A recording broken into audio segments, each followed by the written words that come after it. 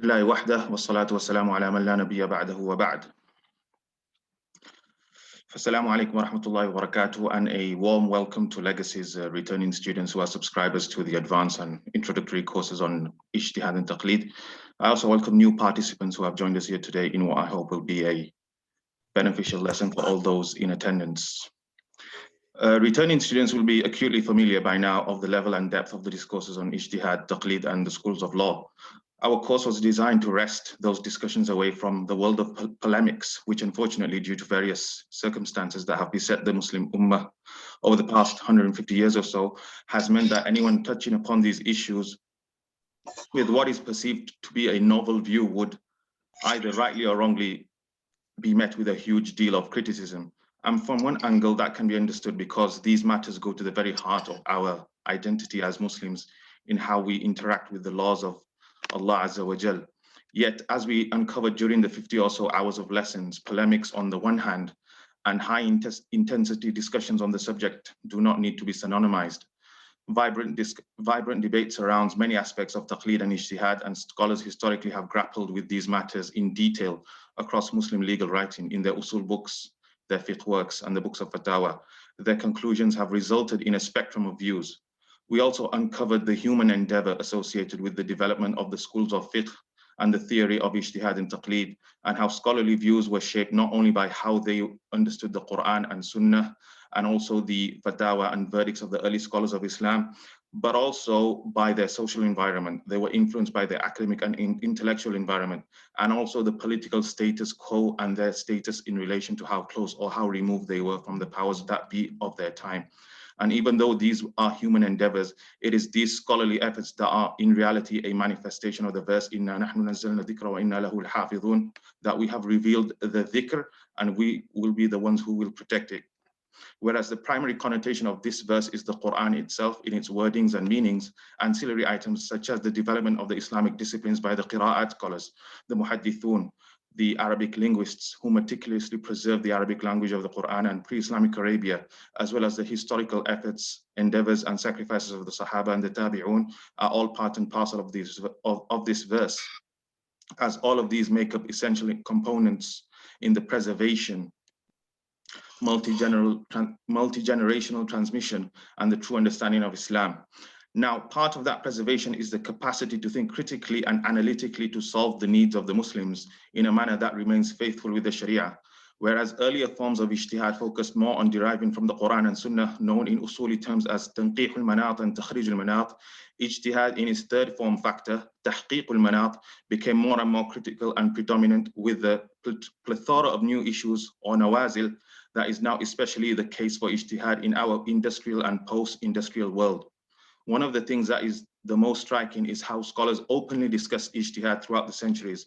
Ijtihad isn't in any way a discussion relegated to redundancy, as if it was only exercised during the first couple of centuries of Islam. With that said, we also acknowledge as a historical fact that scholarship vis-a-vis ijtihad stagnated in certain Muslim scholarly circles, and not only due to a lack of competence, but also due to various adverse external and internal factors that beset various parts of the Muslim world. We identified these historical elements in the course, such as the dominance of the private sector, madhab-based awqaf, and teaching positions and student stipends therein that would be specified only to the people associated with those particular madhabs, or madhab-specific judiciaries, or madhab-specific public sector positions catering for jobs, or the mihrab in the Haramain in Syria and in Egypt, or the madhab monolithic societies entrenched in their respective madhahib, all of which curtail to a large degree inter-madhab interaction and therefore the legal fluidity and flexibility that is conducive to an environment of ijtihad. There are also cases of prominent scholars who lost their jobs, who were prevented from official positions, who were debarred from the judiciary, as a result of strain from the rigid mechanisms of the law that were developed in later centuries. We even learned of some greater scholars, whom we all respect, advocating that there is no point for us to even take evidence into consideration as we are unworthy of studying it, and that studying it would be like challenging the imams. And some other scholars claiming that a mufti must not even take maslaha into consideration when issuing edicts, thus rendering the entire institution of masalih, maqasid, and istihsan redundant. These edicts have had a profoundly adverse impact on the practical nature and the actual implementation of ijtihad, which has lagged behind those vibrant discussions on the theory of ijtihad. So although the tradition of ijtihad discussions never left the ummah in its entirety, what is undeniable is that ijtihad in practice was grossly curtailed. As Sheikh Mustafa Zarqa said, the lack of real ijtihad in the run-up to the downfall of the Ottoman Khilafah, and I would throw in there the Mughal Empire in that category as well, meant that the strategic thinking required for the ummah to build up the intellectual solutions to tackle the modern world were lost, and the Muslims were left in a dark period for decades thereafter, with non-Muslim civilizations firmly taking the lead in dictating the new world order. This is the external result of a lack of expertise with regards to ijtihad. On the other hand, the internal adverse and negative impact of the lack of ijtihad was that there was a vacuum built up, which was filled in by those who are less than qualified in traditional Islamic law. And we've seen that with the rise of various movements and people associated with Islam that otherwise cannot be considered fit and proper spokespersons for Islam at all. With mass communication and the sharing of information, that phenomenon, i.e. the phenomenon of the unqualified speaking in fiqh, has become amplified. So today's special session is to not only address the fact that the only way to deal with improper ijtihad is proper ijtihad, but to also bridge the gap between the scholarly heritage that we have inherited in matters pertaining to the theory of ijtihad and how ijtihad can and should be manifesting itself in the present day and in future in practice. We all claim that Islam and its tenets are as relevant today as they were before, and that Islam will be preserved. So what does that mean for a tenet that is as critical to Islamic intellectuality as ijtihad is? And for this, I am pleased to say we have Sheikh Salman Nasir, who is currently studying a master's in Islamic law at al-Qura University Makkah and a fellow lecturer at the Legacy Institute. He will be tackling the topic of the future of ijtihad in this session. This session should be treated as an add-on to the course on Ijtihad and Taqlid earlier this year and late last year with Legacy Institute.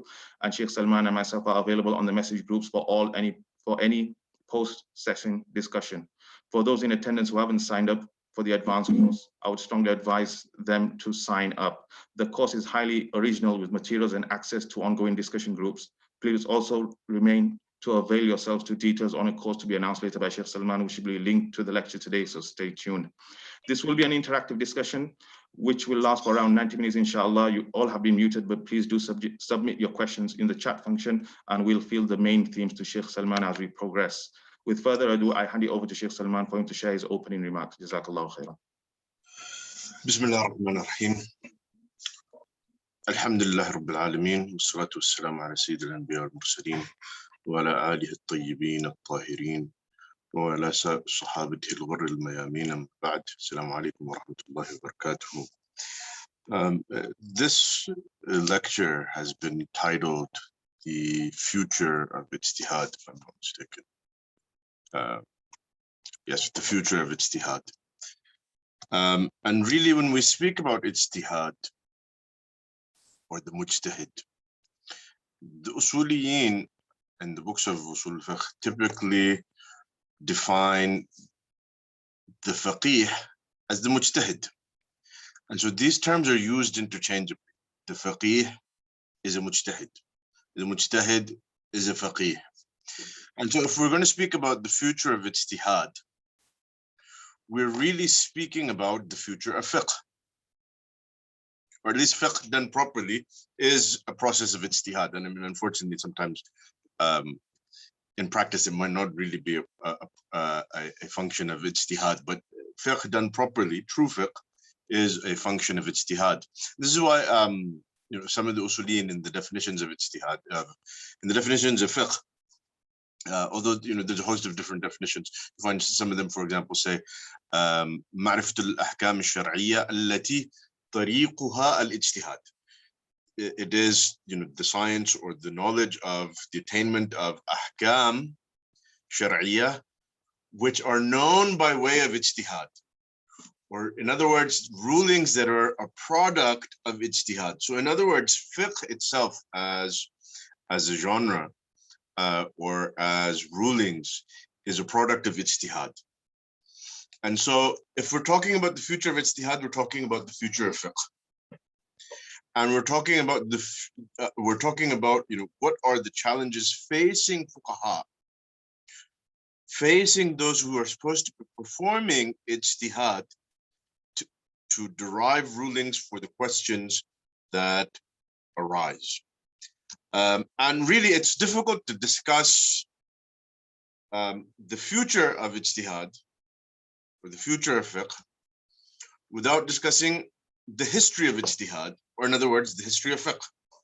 But nonetheless, in this session, we will be attempting to deal with certain issues, certain key hot button issues that deal with what really is the future of ijtihad, what are the challenges facing ijtihad, what should be the bar for performing ijtihad, is there a need for ijtihad in the modern world, what are the challenges facing the mujtahid when he performs ijtihad in the modern world. So, speaking here now, not about just any Jewish Mo who wants to, who just decides one day that he wants to practice ijtihad, but people who are actually qualified to perform ijtihad. What are the challenges facing them in the performance of ijtihad? What are sort of the needs for performing ijtihad in our time? So, this is a very big topic.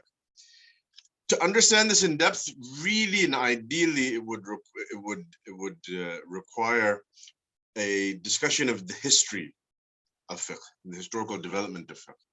And this course, it deals mainly with the theory of ijtihad and taqlid, the theory of ijtihad and taqlid. Although I know that Sheikh Ismail, as I've listened to most of his lectures from both courses, there's some, I haven't quite finished all of them, but having listened to most of his lectures from both of the courses, the advanced one and the introductory one, and I know that he did discuss a good bit of history. So you got a glimpse of some of that history in this course. But nonetheless, without an understanding of the history, it's difficult to discuss some of these things in too much depth. So really, this is an attempt to just scratch the surface of this topic. Otherwise, this topic, which is could be looked at as being the future of ijtihad, or ijtihad in the present, in the modern era, or fiqh in the modern era, and what is the task of the faqih in the modern era, and understanding that in light of the historical development of fiqh, really and truly, it's something that could be a lecture series or a course of its own, in addition to what Sheikh Ismail has done.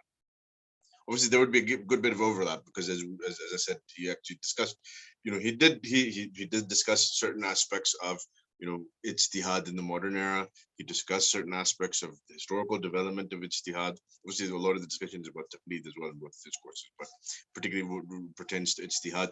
He discussed some of the history. He discussed some of the needs for ijtihad in the modern world.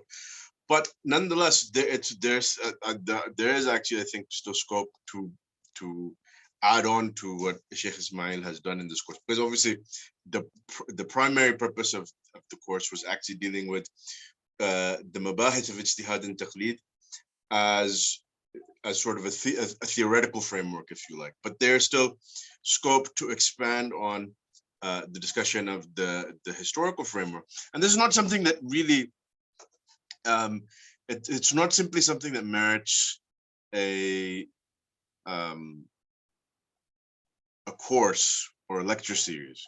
This is really a research project, not for an individual, but a research project for the scholarly community, the academic community of Muslim scholarship. This is a major undertaking to really research and analyze the historical development of fiqh and how it's developed all the way to reaching the present moment in history.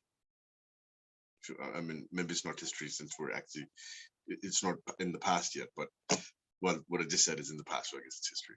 But in this present moment that we're living in, the history of the Ummah, to understand how we got here, you have to have an understanding of where we're coming from, and there's actually a need for a good bit of research in this area. So even just me doing a lecture series, or Sheikh Ismail doing a lecture series, even that would still be scratching the surface. So just as doing a single talk, talking about what is the future of Ijtihad and challenges facing Ijtihad, inevitably this is just, it's just scratching the surface. Now, this may seem like I've gone on a long tangent just to say that, that I'm not really going to say much, but this is important because I'm going to bring up a lot of issues, and it's not even possible for me to bring up everything that needs to even be brought up in a single sitting like this. And many of these issues that I'm going to bring up are huge topics in of themselves, because it's really, what are we talking about? What we're talking about is, what does it take to be a mujtahid?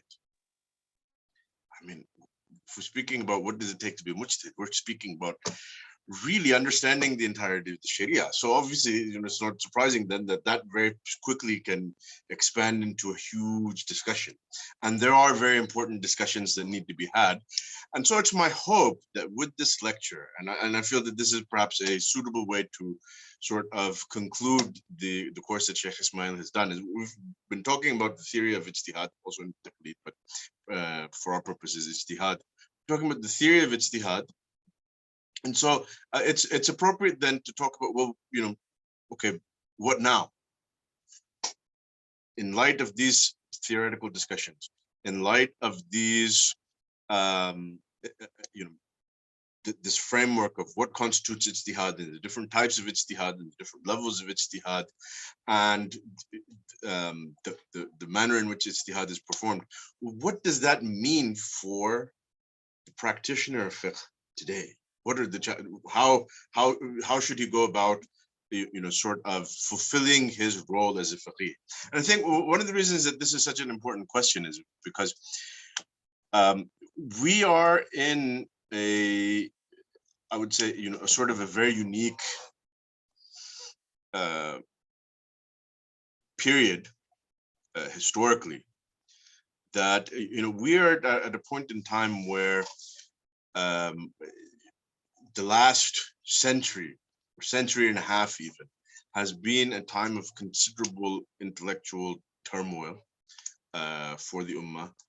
A lot of intellectual challenges have arisen in the era that we live in, and so dealing with all of that makes these questions now more pressing than they've ever been.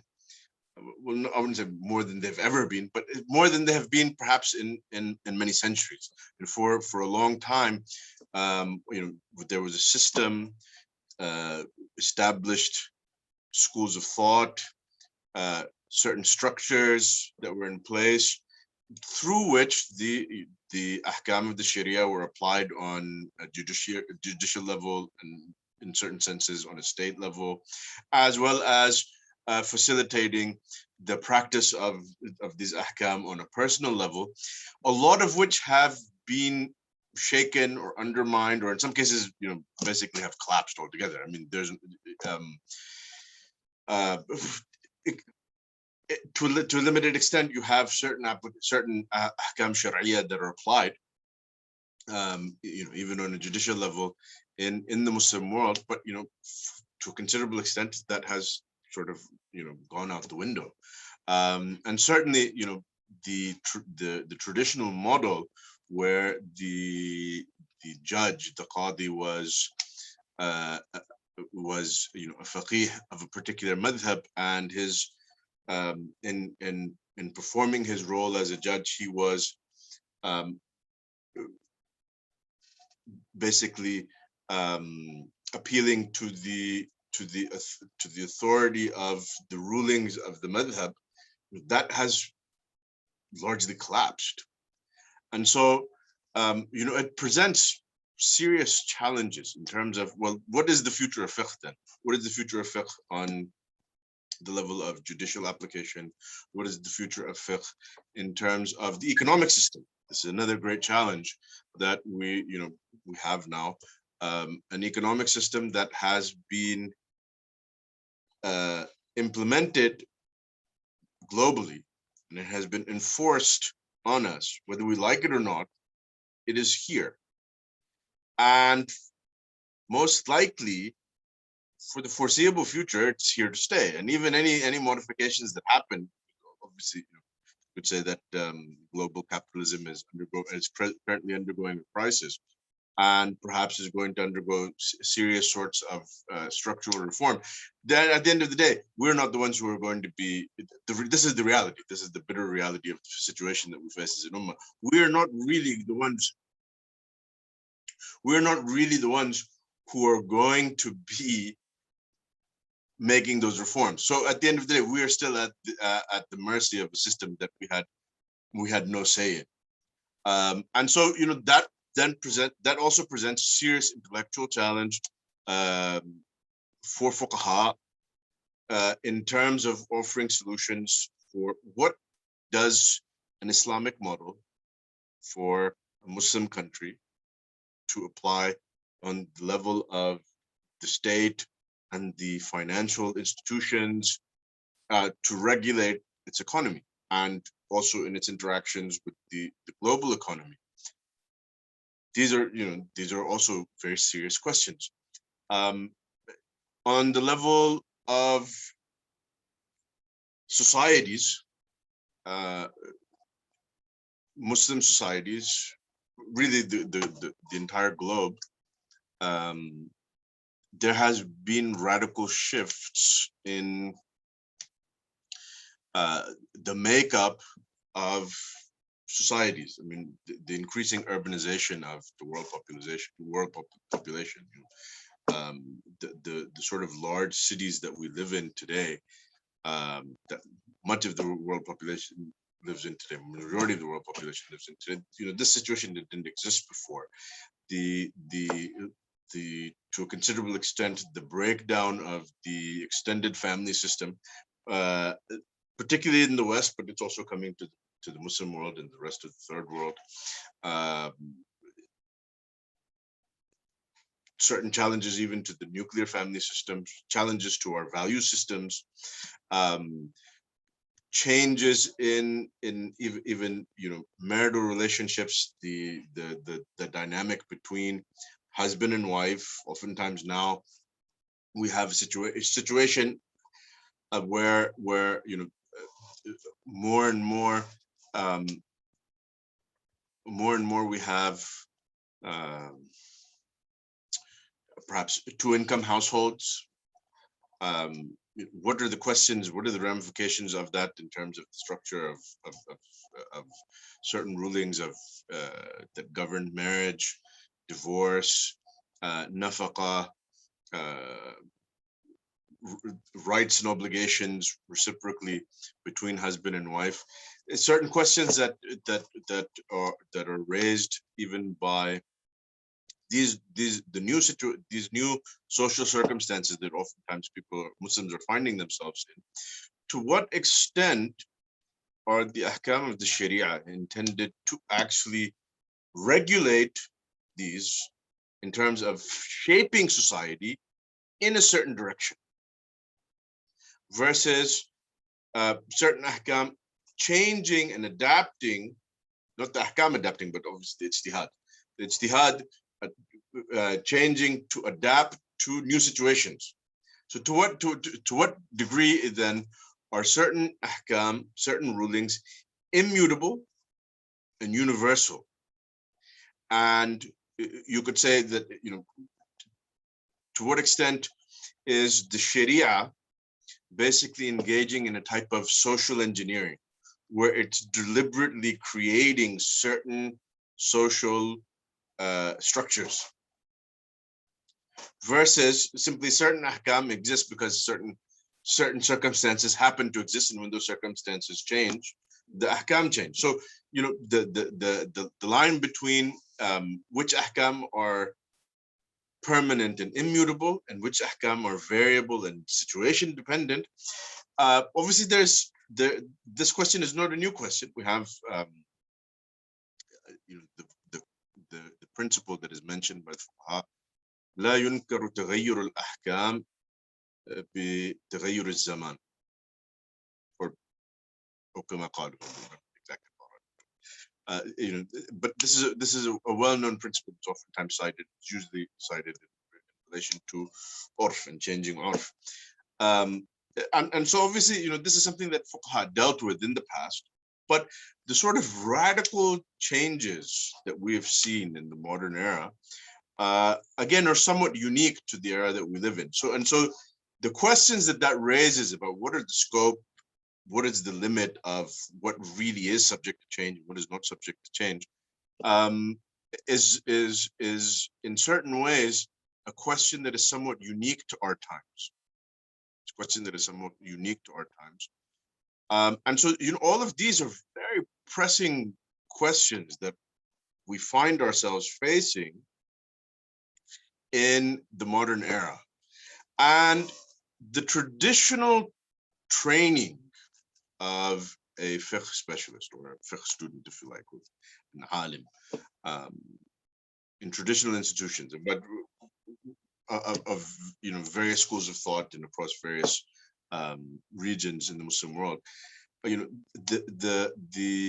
training that is given to the faqih, or to the aspiring faqih, doesn't necessarily equip him to deal with all of these heavy questions. And we as a community, as a Muslim community, and particularly the scholars of this community, have a very great obligation, because after all, we have been for time immemorial teaching people rightly that Islam is Islam in the form of the final revelation to the Prophet Muhammad sallallahu alaihi wasallam is intended to be for all of mankind, ila an yarith Allahu al-arda wa man alayha, until Allah subhanahu wa ta'ala takes us all up from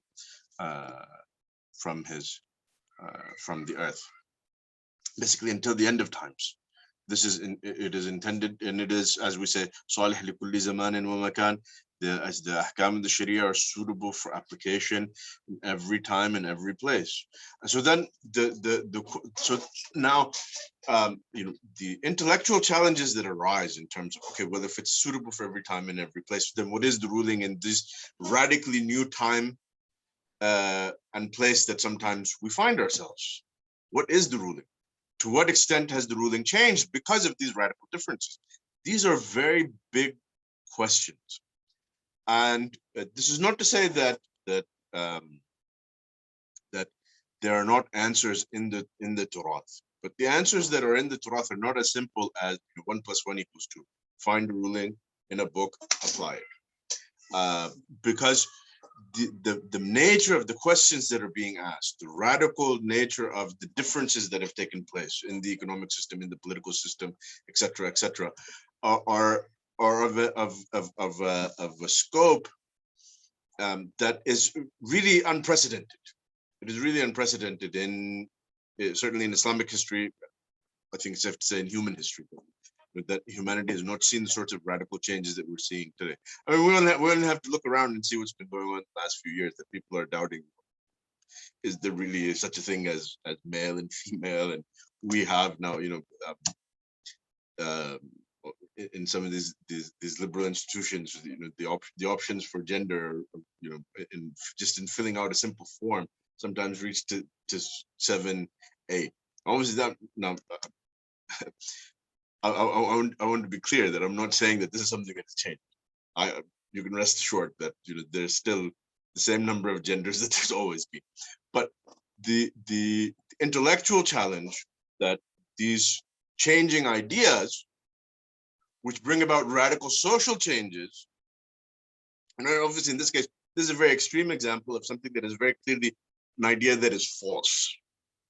But nonetheless, all of these radical changes and ideas that are coming with them, some of them false, some of them possibly acceptable, some of them possibly reconcilable with the Sharia, have created all sorts of great intellectual challenge. So even the very task of defending the Sharia, making an assertion that all of the radical change that has taken place in the economic sphere, for example, this particular Shar'i ruling on this particular financial issue is unaffected by it. To say that is in of itself an act of ijtihad. And well, you might say, well, how is that an act of ijtihad? The ruling is already established. But it's an act of ijtihad because to defend that ruling, to defend that this is in fact the ruling, and that all of these different changes and all of the intellectual challenges that are being made against this ruling in this particular situation have not changed the ruling on this particular issue, requires really, if we want to defend the Sharia today, it requires a thorough and rigorous ijtihad. Thorough and rigorous ijtihad. That, in other words, to say that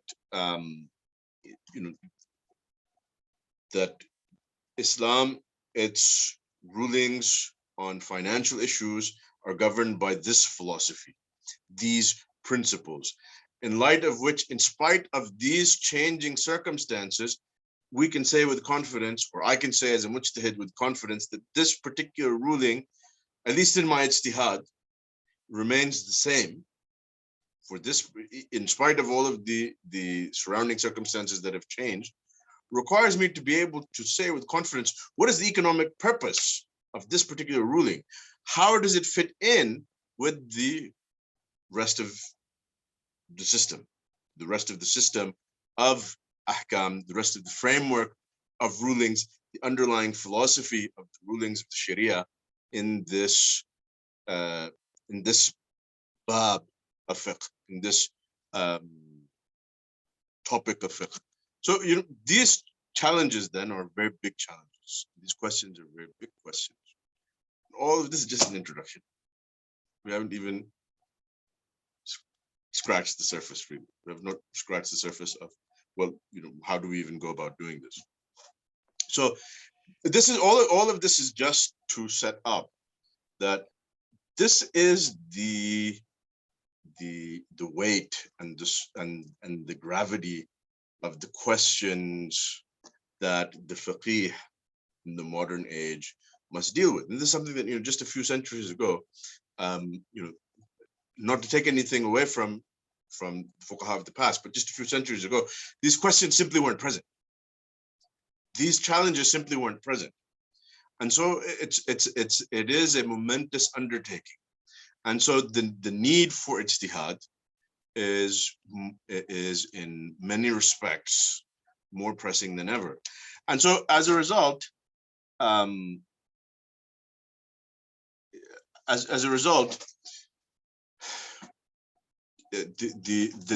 need for rigorous scholarship in terms of how to properly perform ijtihad, rigorous scholarship in all of the tools that are needed by the mujtahid. So rigorous scholarship in Usul and Fiqh, doing tahrir of doing tahrir of the qawaid usuliyya, ulum al-hadith, doing tahrir of the qawaid of qabul and rad, tahrir and the qawaid of the lugha, generally speaking, mastery of the lugha, immersion in the lugha, such that the person is able to engage the primary sources and interpret and engage in interpreting them, now becomes more pressing than it was just a few centuries ago, because of the gravity of the questions that need to be answered. And so, there's a host of issues that come up, if you like, as sort of questions about, well, ijtihad, who is qualified to do ijtihad, how should ijtihad be done? So the first thing that I want to the first question I want to sort of answer is, well, what really then is the bar for doing ijtihad in our time? Who can do ijtihad in our time? and this is not a question that I want to go into in too much detail. I mean, if you refer back to the books of Usul al-Fiqh and also to the lectures that Sheikh Ismail has done, he's dealt with this. The books of Usul al-Fiqh have dealt a good bit with, what are the shurut of the mujtahid, etc., etc. But, certain points that I want to touch on. There's this, obviously, this ikhtilaf, as you know, about, ijtihad, who can do ijtihad, and particularly what is known as tajazzu al-ijtihad. Doing ijtihad in select issues or in select areas of fiqh. And while I think it's unreasonable to suggest that someone cannot do ijtihad, and it's unrealistic. It's an unrealistic view of ijtihad to say that someone cannot do ijtihad until they're doing ijtihad in the whole of the Sharia. Because the question is, well, then how do you become a mujtahid? If you can't become a mujtahid until you're doing ijtihad in the whole of the Sharia, then basically what you're saying is you cannot become a mujtahid, because until you reach the point that you're doing ijtihad in the whole of the Sharia, you're only doing ijtihad in part of the Sharia, or in part of fiqh, or in certain sections of fiqh, or certain issues of fiqh. So realistically, the only way that someone could become a mujtahid would be to practice doing ijtihad. It would be practice doing ijtihad, even as just an intellectual exercise, not in terms of actually going out and giving fatwa, not in terms of going out, but just even as an intellectual exercise. You practice developing your ijtihad until you're actually qualified to do ijtihad, mastering by critically engaging with fiqh and with the other sciences that are needed for fiqh, until you are in fact engaging in some level of ijtihad. However, of course, there is a sort of a dilemma that this raises, which is a phenomenon that we've seen in the modern era, that sort of with a breakdown in the authority, classical, and the authority and classical structures of the madhab system that existed in the past. What we have seen is that, in the modern era, certainly, there has been sort of a free-for-all, a sort of, fiqhi chaos. Like a funny expression that someone from one of the jihadi groups in Egypt had used once. This is not to condone those groups. It's just something I came across in my readings, and I found it quite funny, because he was talking about something that he had witnessed in the the so-called jihadi circles that he was in the late 70s and 80s in Egypt. But it's really it's something that is common of so much engagement with fiqh in the modern era, so that there's a problem with what he called ishal fiqhi. Basically means juristic diarrhea. And if you look at and I know that this the imagery is a bit crude, but if you look at so much of what has been said about issues of the Sharia by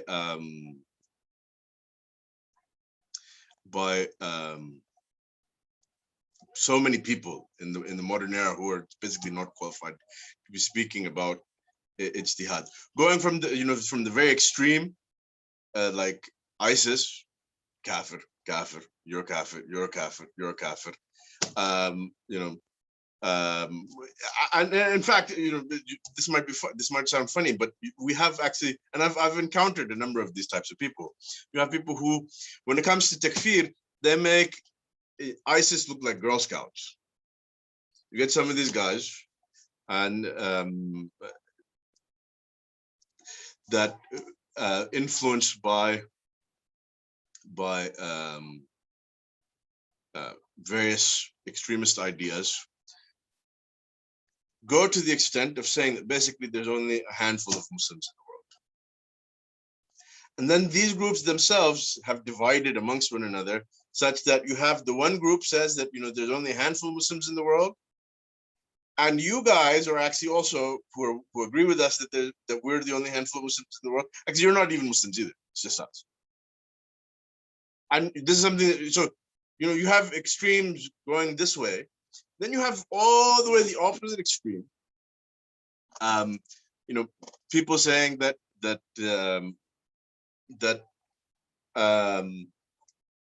ISIS are kuffar because they kill people, so they're really bad, so they're kuffar.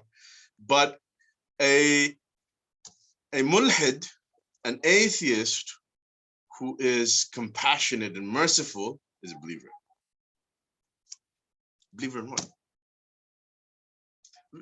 This. I mean, unfortunately, these are the fringes. These are the fringes. These are the extreme fringes. But unfortunately, some of this, in some cases, you get some of these extreme, these sort of extreme trends become very prominent, and they even gain following. Obviously, these are very extreme ones that I mentioned. But so we have had this problem that in the modern era, it's become with the traditional structures collapsing, and the authority of the traditional structures collapsing, you have complete chaos, and it's a complete free-for-all. And basically, anybody says anything that he wants, and he says, the dalil is clear. I look what the ayah says, it's clear. And you ask him, well, well, how did you interpret? How did you deduce from the ayah what you're saying? So just look what it says. It's clear. And sometimes, if you ask someone like this, well, how did you interpret it this way? How did you arrive at this conclusion? Say, this is what the ayah says. He cannot explain it. He cannot articulate more than that. So you have people who are completely incapable of interpreting the Quran, so who are in fact now doing just that. And so it's a huge problem. It is a huge problem. This phenomenon is a huge problem. Sometimes you even have movements that have sort of encouraged a very lackadaisical approach, a very simplistic approach that the lead is clear, and the religion is clear, and the book of Allah is clear, and لقد يسرنا القرآن للذكر فهل من مدكر. Quran is easy to understand, and in the Deen Yusr, and the Aslan, Usul and Fiqh is invented by mutakallimin who took it all from falsafa, and so it's all just falsafa and kalam. You don't need Usul and Fiqh. And Aslan, most of these discussions of the Nuhat and the Balaghiyin, this is takalluf and kalam and falsafa, and basically you just study Ajrumiyya and then start following the Quran and Sunnah. And so with all of this is a result of the chaos and intellectual turmoil that has been created by the challenges of modernity. And unfortunately, all of these challenges have sort of have come about at a time when the state of Islamic scholarship, and this is something that Sheikh Ismail talked about some in his lectures, and I think he alluded to it also now in the introduction that he gave, that the stagnation, the stagnation in critical scholarship, stagnation in ijtihad, all of these challenges have overwhelmed the ummah at a time when intellectually it was very weak. There have been times in the past where the ummah might have been politically weak and divided, but intellectually was still relatively strong. So you look at the state of the ummah and how divided it was at the time of the Crusades and the Mongol invasions. Yes, it was divided. It was politically weak in many senses, but there was still an intellectual strength. There's still an intellectual strength. The scholarly community and scholarly activity was still very vibrant. And so they were able to respond to certain challenges. But when the modern era hit the Muslim world, it hit us at a time when not only were we becoming politically and economically very weak, but also intellectually and academically very weak. And so, when all of these questions hit, all the depressing questions created by modernity hit the Muslim world, Scholars struggled to deal with those questions. Scholars struggled to deal with those questions.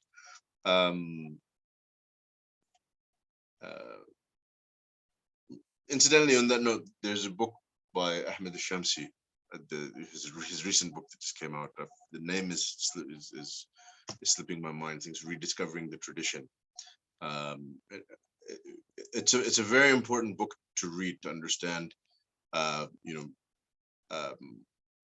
state, rediscovering the Islamic classics, rediscovering the Islamic classics by Dr. Ahmed al-Shamsi. It's an excellent book and it's really worth reading, because one issue that he talks about is how so many of the fundamental works of all of these different ulum were relatively lost. They're relatively lost. I mean, if you take a look, for example, at since we're talking about fiqh in particular, Kitab al was published for the first time about 100 years ago by Sheikh by the name of Muhammad al-Qudri Beg. When he published it largely, using his own personal resources. He traveled the Muslim world, he went to Istanbul, other places, collected the manuscripts, which were largely incomplete manuscripts. So imagine that, Kitab al which is, of all of the four imams, the only imam to write his own usul and his own fiqh is Imam Shafi'i. Extremely, extremely important book. It cannot be emphasized more how important a book this is. He had to cobble it together from basically incomplete manuscripts that were scattered here and there, which tells you what? It tells you that it wasn't being read. Because if it was being read, there would be manuscripts of it everywhere. Now there are other works, the certain mutun, shuruh, hawashi, taqrirat of recent centuries that were in abundance, but these classics were not. So it's a reflection of the state that Islamic scholarship had reached at this point in time. So when he set out to publish Kitab al the Shafi'i scholars, actually, I don't think Shamsi actually discussed, Dr. Shamsi didn't actually discuss the example of al in too much detail in his Rediscovering the Islamic Classics, but he has a dedicated paper on this. He has a dedicated paper on Muhammad al-Khudri Beg, in which he discusses particularly the story about his republishing Kitab al Kitab al was republished, was published for the first time by the scholar. When he undertook this task to publish it, many of the Shafi'i scholars at this time said, "You're wasting your time. What is the point in reading?" These are Shafi'i scholars. Shafi'i scholars. What is the point in publishing Kitab al of a Shafi'i? What's the need for reading Kitab al of a Shafi'i? We have the Mu'tamid books, and we can't understand a Shafi'i for ourselves. Mu'tamid books tell us what a Shafi'i means, what the ruling is, and they know Shafi'i better than we do. So we have, the Hashit al-Bajuri, and we have this and that.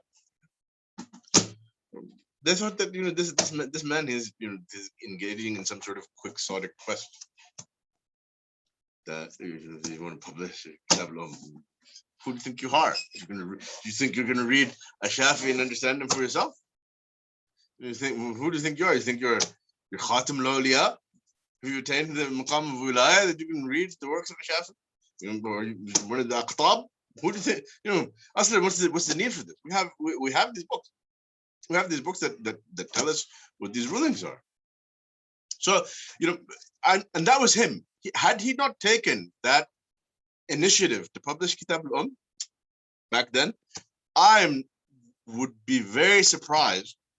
I would not be surprised if the publication of Kitab al had it not been for his personal efforts, ended up being delayed until very recently, the same way that happened with Kitab al-Asl of Muhammad ibn Hassan al-Shaybani.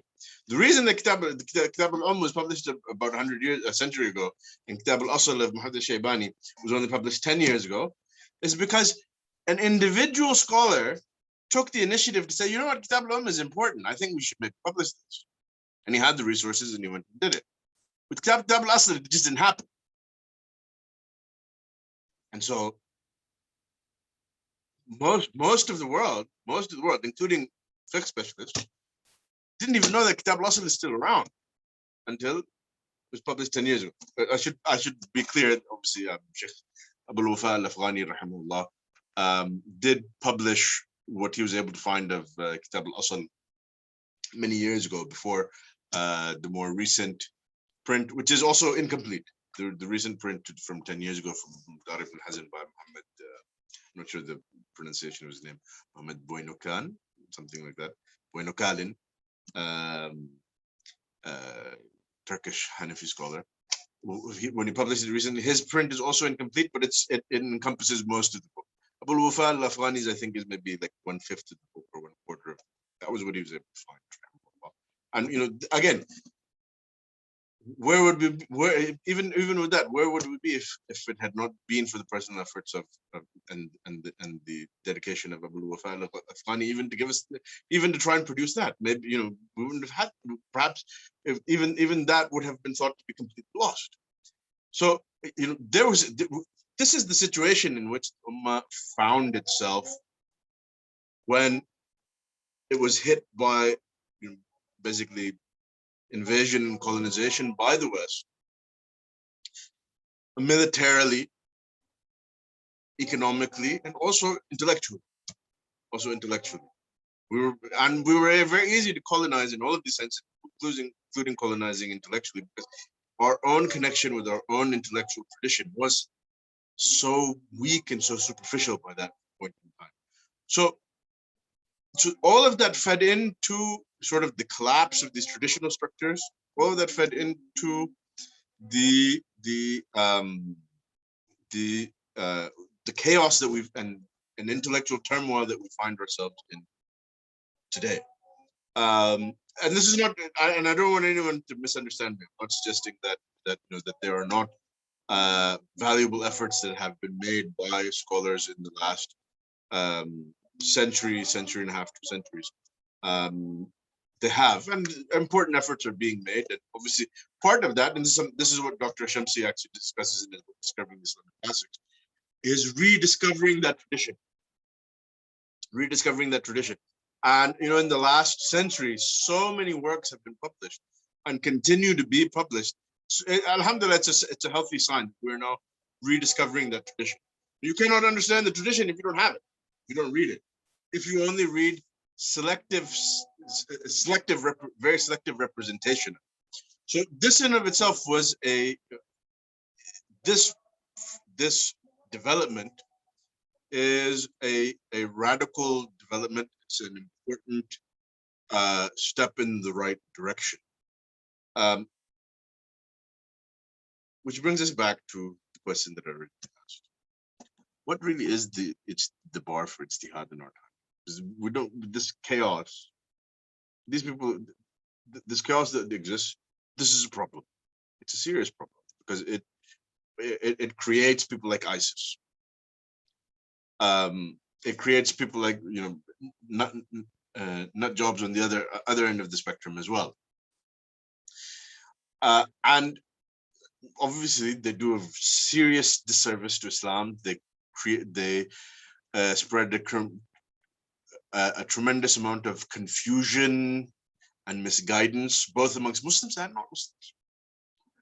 And so this is, on the one hand, it's a serious problem, but on the other hand, we don't want to set an unrealistic bar for ijtihad, where basically it becomes something where there's this notion that the mujtahid mutlaq, as represented by the 4 imams and perhaps other scholars from the Sahaba and the Tabi'een and the Tabi'een, who are of similar standing, even if they don't necessarily have madhabs that survived.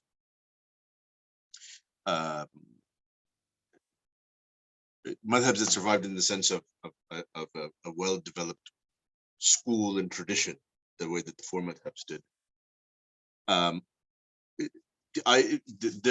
There's sometimes a notion of the mujtahid mutlaq as Superman. more powerful than a locomotive, able to leap tall buildings in a single bound. Basically, a person who walks on water.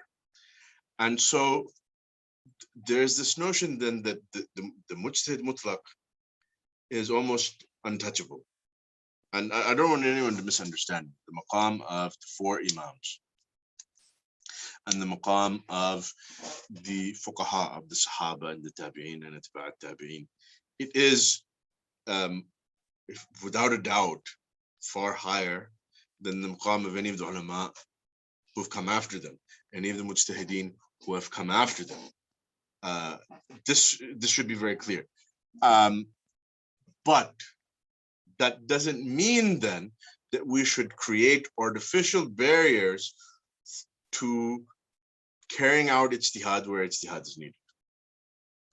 Carrying out ijtihad in response to the challenges, the intellectual challenges, the intellectual questions that are raised by the time period that we are living in. In the past, some of what we've described as stagnation could very well have, in certain sense, and I also want to be clear that I'm not suggesting that the whole of the history of fiqh should be simply understood as stagnation, but certainly in the more recent centuries, it did become, the practice of fiqh did become very stagnant. This is something that Ismail discussed when he talked about, when he gave the example of the idea of the tabaqat of the mujtahideen as presented by certain scholars such as Ibn Kamal Basha, which was presented in a fashion that made ijtihad basically something that is impossible for people including himself and those coming after him. So it fed into this stagnation. So we don't want to set artificial barriers to ijtihad. So it's very important to go back to the usul tradition and read what the scholars are saying about the shurut of ijtihad and understand them and engage with them critically. So obviously there's a host of different opinions.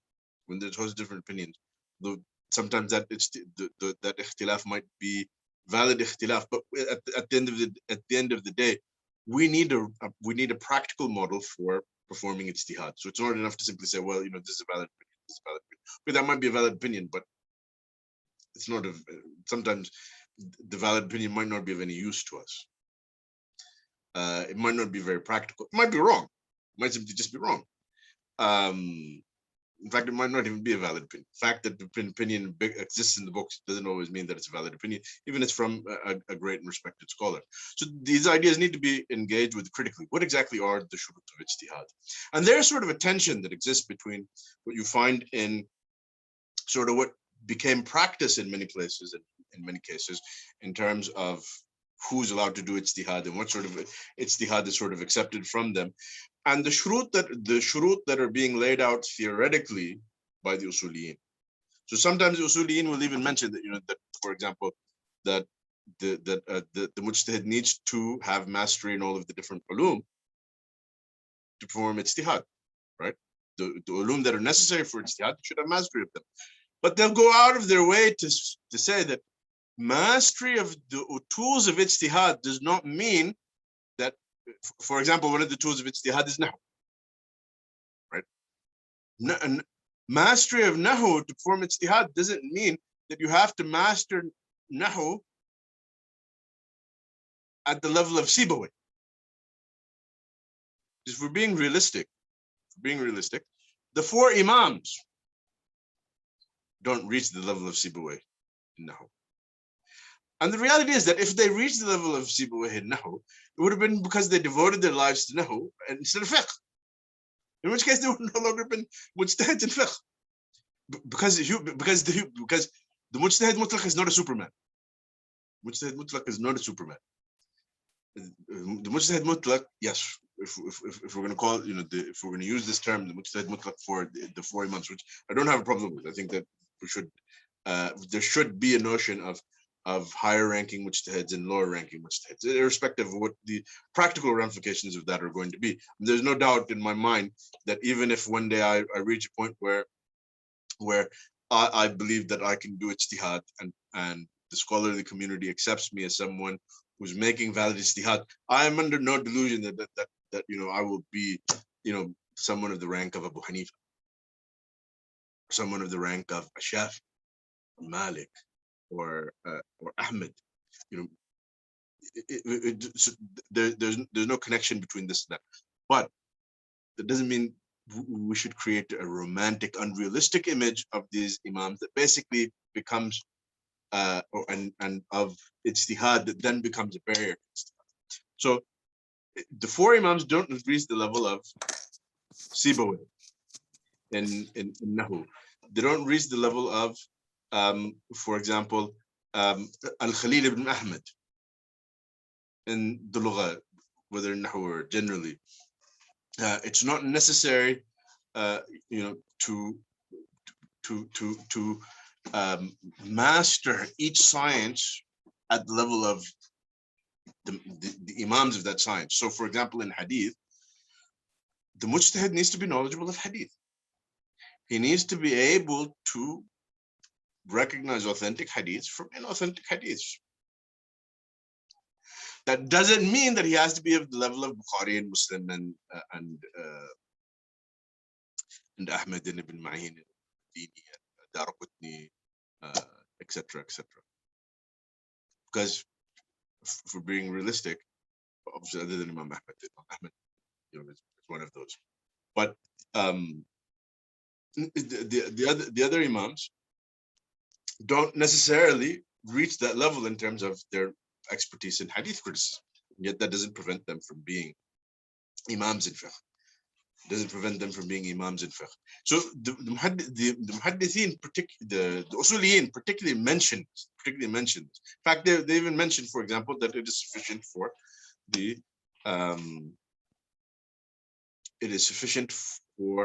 the mujtahid to refer to the tasheeh of Bukhari and Muslim, for example, and the tasheeh of the imam. Of course, there's a certain degree of expertise still that is needed just to be able to navigate those discussions. I don't want anyone to turn around and think that then in turn what I'm saying is that, well, if you don't have to be like Sibawayh, then, just read Al-Ajrumiyah and just read Al-Warqat of Al-Juwayni with sharh of some mu'asir, Abu Fijaja,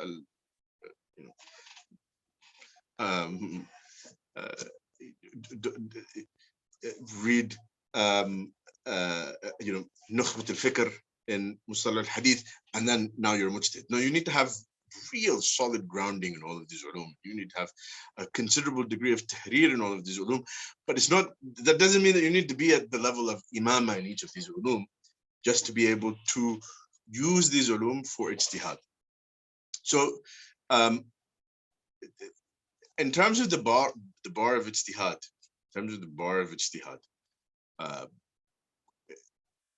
someone should not be practicing ijtihad unless they have real mastery of the tools, of the ulum that serve as tools for ijtihad, and certainly mastery of fiqh itself. But that doesn't mean make an unrealistic standard that is basically then unachievable. That's on the one hand. On the other hand, there's so much more that can be said about this, but I'll just mention one last point. I think it's an important point. Az-Zarkashi mentions this in Al-Bahr al-Muhit. He quotes Ibn Daqiq al-Eid. He says that Ibn Daqiq al-Eid, in the context of discussing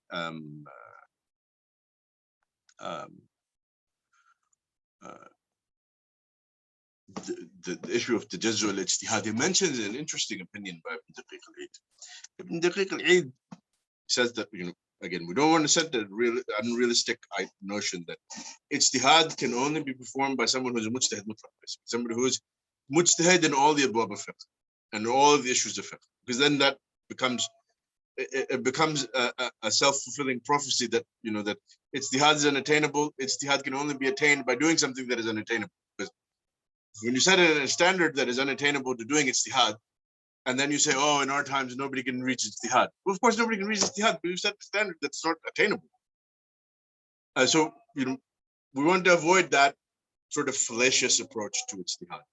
But ijtihad is not something to be taken lightly either.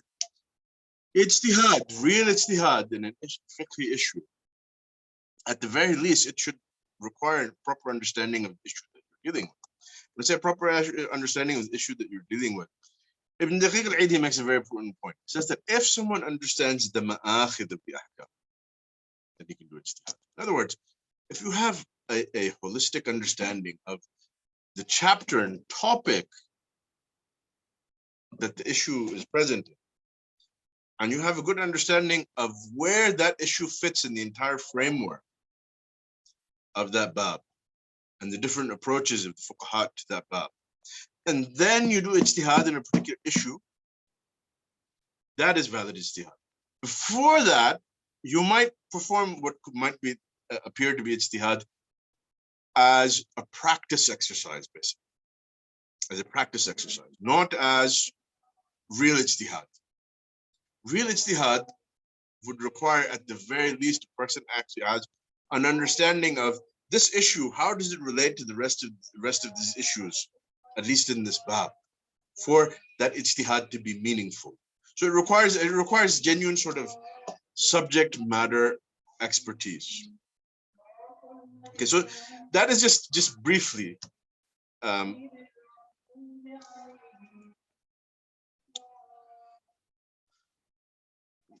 I'm seeing the questions, but since we're saving them for the end, I'll save it for the end. So you asked a good question, but I don't. I have a few other points that need to be made.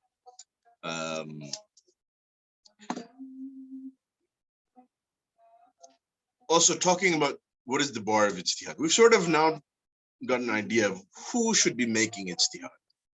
What does it really entail for a person to be making ijtihad? Just briefly, because there's some caveats to what we've discussed so far, but there's also a need to sort of delineate when is an ijtihad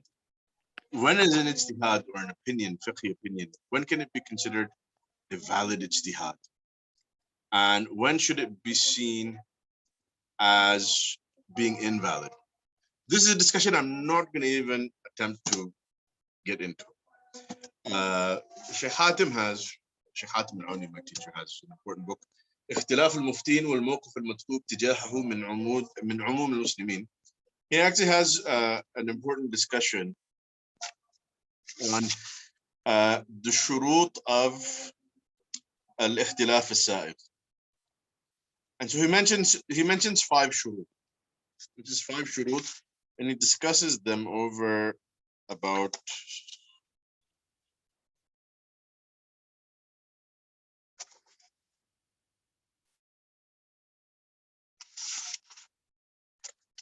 he discusses them over about like 80-90 pages on what constitutes a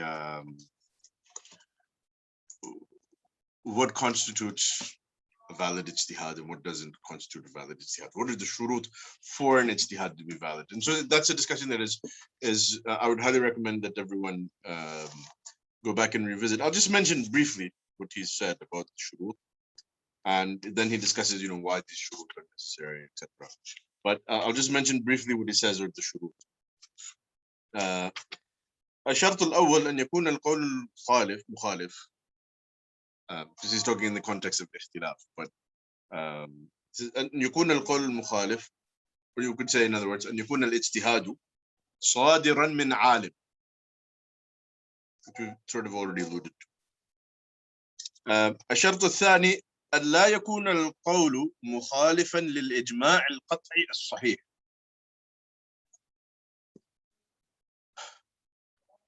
Obviously, that brings up a huge discussion on what is ijma'. what is the hujjiyah of ijma'? What is the mustanid of the hujjiyah of ijma'?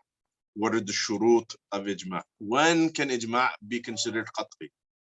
When can ijma' be considered dhanni? Is what we're describing now as an ijma', then is it even a hujjah? Because obviously there's a lot of challenges on that. And so this is an important point this is a good place to note that if someone is then going to be actively practicing ijtihad, then it's very important for him to have done tahrir of this bab and other abwab of usul that are then and other qawa'id of usul that are going to be necessary for ijtihad. For him to be able to identify valid claims of ijma' from invalid claims of ijma'. For him to be able to identify qat'i claims of ijma' from dhanni claims of ijma', and to understand how to navigate discussions on ijma'. الشرط الثالث أن لا يخرج هذا القول عن مجموع أقوال السلف وأئمة الدين المتبوعين. And then under this he has a discussion of basically the shurut of al-khuruj and al-majmu' al-aqwal. When is this basically what's known as al-ijma' al-murakkab? When is al-ijma' al-murakkab considered to be hujjah and when is it not really hujjah? الشرط الرابع لا يكون القول المخالف صادرا عن أصل غير معتبر بالإجماع الذي مضى عليه سلف هذه الأمة قبل إحداث تلك الأصول وبالدليل القاطع على عدم اعتباره، لأن الأصل إذا كان غير معتبر فأولى بالفرع المبني عليه أن يكون غير معتبر أيضا. So this is another important.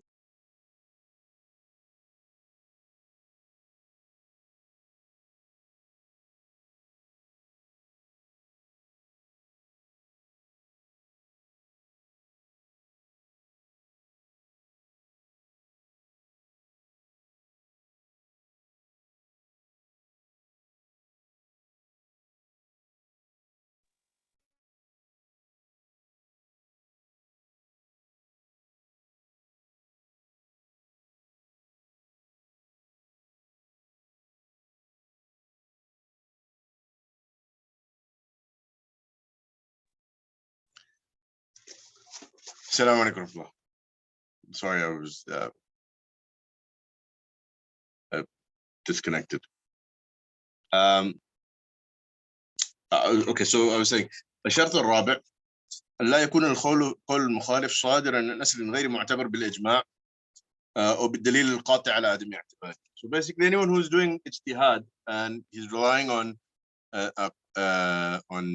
principles that are invalid, then automatically any ijtihad that results from those principles is invalid and غير معتبر. الشرط الخامس لا يكون القول مخالفا لدليل ثابت واضح القطعية في دلالته كالنصوص الثابتة ذات الدلالة القطعية الواضحة في قطعيتها وكالإجماع السكوتي الظني المتحقق غير المنقوض بالاختلاف المعتبر. So basically it's in terms of the process of ijtihad, it needs to be done in a valid manner. These are very briefly he's mentioned the shurut. There's a lot of discussion under all of these. And you know, this is a discussion that needs to be had. What then qualifies as valid ijtihad? And we're really, again, we're just scratching the surface of all of these ideas. What constitutes a valid ijtihad? And also who is qualified to do ijtihad? There is a number of other challenges that face, or a number of challenges that face the mujtahid with faqih in discussing ijtihad, or in performing ijtihad, or engaging with the fiqh tradition. So, for example, there are a number of pitfalls that he has to be cautious of when negotiating the books of Usul and Fiqh. For example, you have many aqwal that are mentioned in the books of Usul and Fiqh that are aslan غير ثابتة عن من نسب إليه. You have the dilemma of the sort of the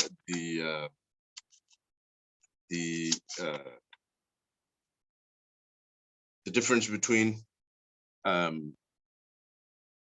what is known as the Madrasatul Mutakallimin and Madrasatul Fuqaha. Both of them have certain ishkalat. With Madrasatul Fuqaha, basically the Hanafis, they rely more heavily on deriving the usul.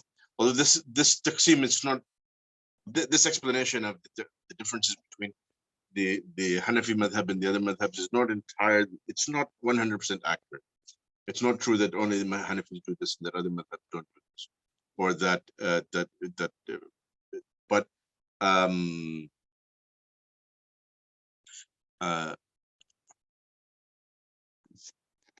basically with the Hanafis are more known for deriving the usul of the Imam from his furu'. And the dilemma that this raises, aside from the fact that sometimes you might find even the scholars of the madhab will actually differ as to what the asl of the Imam is on certain things, whether in the Hanafi madhab or another madhab, even though it's being derived from his furu'. Problem with deriving the usul from the furu' is that any given far' that you're looking at, it might appear that, well, okay, it makes sense that his principle is this, and so therefore he's derived this ruling. But there might be any number of factors that are at play that influence that ruling. And so unless the Imam has explicitly stated his principle on a particular issue, and particularly usuli issue, the attribution of a principle to him from his furu' is fraught with risk, in the sense that it's not necessarily the case that the principle that has been deduced from the far' is really the asl of the Imam to begin with. And this is a problem that exists in the books of Usul and Fiqh that you need to be cognizant of when dealing with usuli discussions. And as I said, it's not exclusive to the Hanafi madhab, even though this is what it's typically, what is taught is that this is more well known of the Hanafi madhab than the other madhab. You find a lot of this with all four madhab, that usul are being derived from certain tatbiqat, even though there might be a number of factors that are influencing those tatbiqat. And sometimes usul are attributed to certain a'imma. There's really no way to make any sort of objective statement with confidence that this must be the asl of this. I'll give you a small example. In the Hanbali madhab, the famous view is that this is in and of itself something that is disagreed by the Hanbali scholars. The view that is attributed to Imam Ahmad, said to be the view of the madhab, is that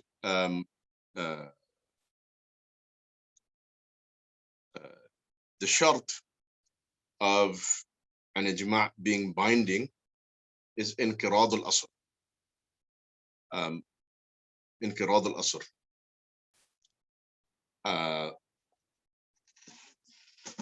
Inqirad al-asr, the idea of inqirad al-asr is basically that all of the mujtahids in a given period of time reach a certain conclusion. So let's say that there are 10 mujtahids in the world, and let's say they're all happen to be gathered in a room, just to give an example. They're all gathered in a room, they debate an issue, they all come to the same. This is not, their agreement is not a binding ijma' until certain things happen. All of them must die. That sounds a bit grim, don't misunderstand. All of them must die. At the time the last of them dies, if any of them has retracted,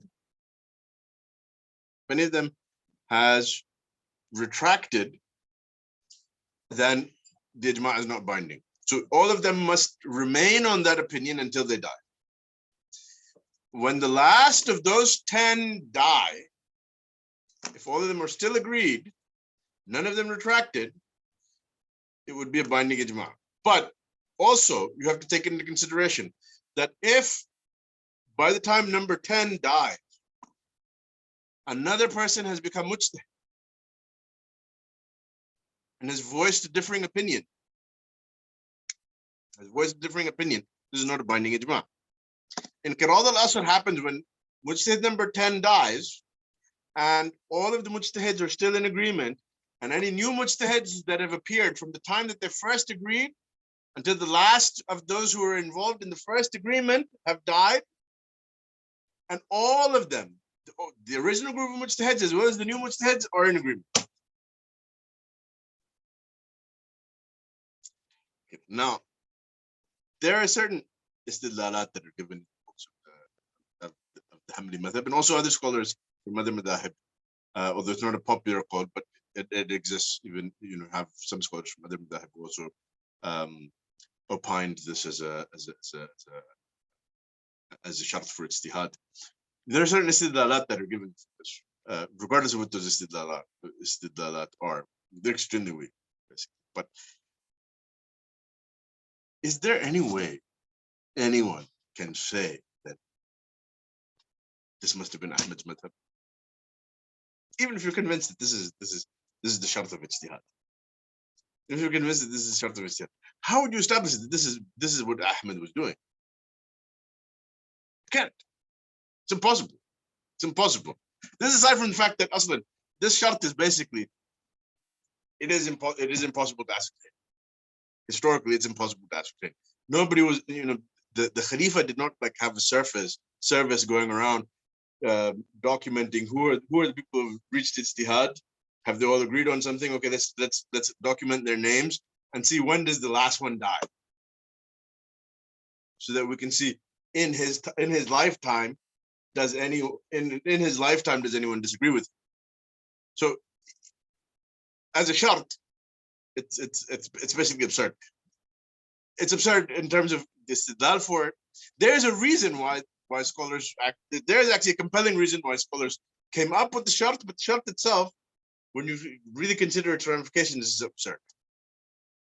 And I have no problem saying that, even though the shart is absurd, has nothing to do with Imam Ahmed, has nothing to do with the Sharia, quite frankly. Those who said it, respect their ijtihad, but this qawl is batil. It makes no sense. Now, the compelling reason why they came up with this, they were concerned about was that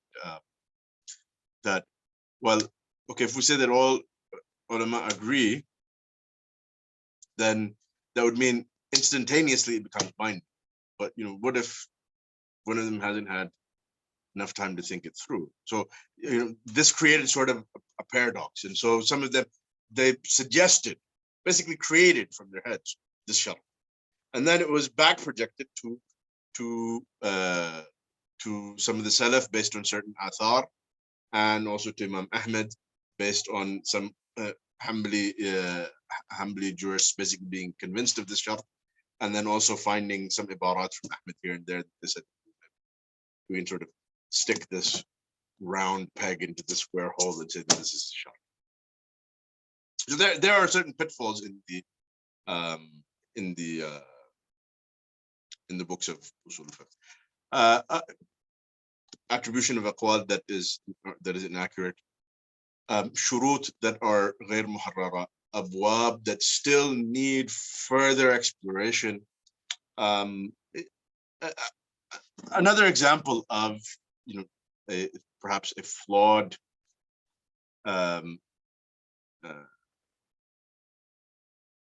taqrir of qawaid from the angle of istidlal.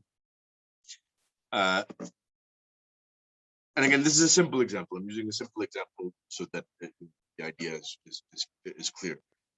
You find that in the books of usul, one of the evidences that is used again and again, and it's used particularly in the mabhath of Hujjiyat Qawl al-Sahabi, but you also find it used in a host of other mabhath to argue for or against various points. The hadith that is attributed to the Prophet sallallahu alaihi wasallam. Ashabi kan nujum fabi'ayyihim iqtadaytum ihtadaytum. My companions are like the stars. Any of them, whichever of them you choose to follow, you will be rightly guided. So obviously, you can understand how some ulama said that, well, this is a dalil for hujjat called sahabi, and others responded to it, said no, it doesn't actually mean that, it means something else. And then it's even used in back and forth on various discussions on certain shurut of ijma and other mabahith. You find, and it's a recurring hadith, and you find all sorts of debates about what sorts of usuli implications can be taken from this hadith. This hadith is basically, according to all of the muhaddithin, it's a weak hadith. At the head of the muhaddithin who have discussed this hadith, said that it's a weak hadith, Imam Ahmed himself. Imam Ahmed himself says this hadith is weak. La yasih. He was asked about this hadith, he said, La yasih. This is in the reported by Ibn Qudama in al-Muntakhab min al-Ilal al-Khallal, that this is a weak hadith. Imam Ahmed was asked about this hadith, that La yasih hadha al-hadith. In spite of that, throughout the books of usul, across the madhahib, including the Hanbali madhab, this hadith is quoted again and again in respect to a number of issues of usul fiqh, usually without any discussion of its authenticity. All of these basically discussions about, well, maybe the hadith means this, but if you say the hadith means this, our response is the hadith means this, and this is hadith means this, the hadith means this. Just to be clear, for those who didn't hear, the hadith is ashabi kan nujum fabi'ayyihim iqtadaytum ihtadaytum. My companions are like the stars. Whichever of them you choose to follow, you will be rightly guided. This is the hadith that we're discussing. This hadith comes up again and again. It has a number of different narrations. Almost all of the narrations, or all of the narrations, have some narrator who is extremely weak, or kadhab, or some other, seriously dubious character. And so you have some ulama who have gone as far as to say that this hadith is extremely weak or even fabricated. And so you basically have these elaborate discussions going on in major books of usul fiqh about this hadith and the dalala of this hadith. And basically just a great big sandcastle in the sky, because the hadith is baseless. It doesn't prove anything. It doesn't prove anything. Doesn't need to be proven. Doesn't need to be disproven. It doesn't need to be interpreted, not for nor against any opinion. It's just nonsense. This is just completely, it's worthless. So again, and you'll hardly find any of the usuliyin pointing that out. I did a quick search before this lesson. I found that I believe it's Ibn Taymiyyah al-Hafid in the Musawwada. And imagine, this is actually quite interesting, but he left it as a musawwada, meaning rough draft. I'm not saying that no other book of usul fiqh mentioned this, but this is the only example that I found when doing a quick search. Was Ibn Taymiyyah in a book that his grandfather started and then his father added to it, and then he added to, but left as a rough draft. So this rough draft is the only book of usul that actually bothers to mention that, oh, by the way, this is hadith. And he actually quotes Imam Ahmad. Funnily enough, when I was taking a look over the takhrij of this hadith, Shaykh al-Albani in Silsilat al-Hadith al-Da'ifa, he mentions from al-Sha'rani, the famous Sufi scholar, that he said about this hadith, هذا الحديث وإن كان فيه مقال عند المحدثين فهو صحيح عند أهل الكشف. I don't know, maybe some of the usuliyin who were using this hadith as a hujjah for these issues, I don't know, were they relying on the authenticity of it on the basis of kashf? In which case we would have to have a serious discussion on what is the hujjah of kashf in the Sharia. Which incidentally, some of the usuliyin have discussed. Basically, overwhelmingly what they say is that kashf is not a hujjah in the Sharia. But so there are certain there are a host of pitfalls. We don't even have time to scratch the surface. That when dealing with usul al-fiqh, that you need to do tahrir of the qawaid of usul that you're using. Why is this so important? It's very important to understand that the qawaid of usul al-fiqh, as they're written, and I don't want anyone to misunderstand, the usul al-fiqh literature is extremely valuable. It is indispensable. Without it, you really cannot become a mujtahid.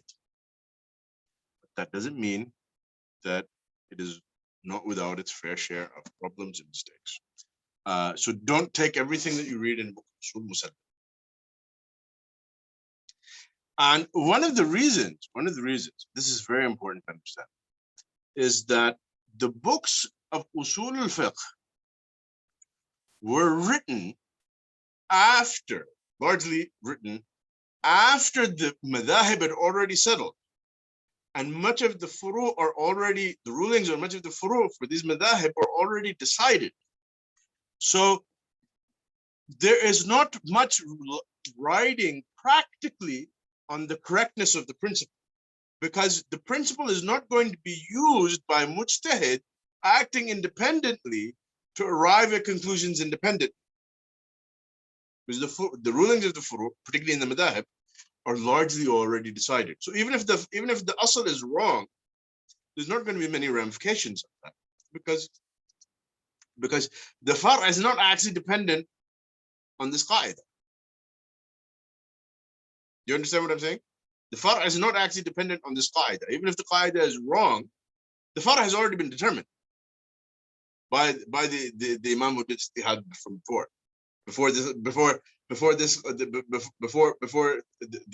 scholar who deduced this qaida for the first time, possibly before he was even born. So practically speaking, there's not necessarily always something writing on that mistake. It doesn't necessarily have a serious ramification.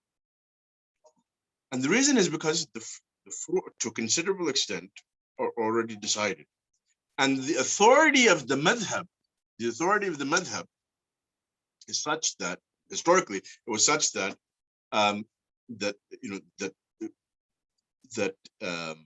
scholars generally in practice were bound to the madhab, even if someone had his own ijtihadat in certain issues, and even if sometimes he implemented some of his own ijtihadat in certain issues, even as a judge.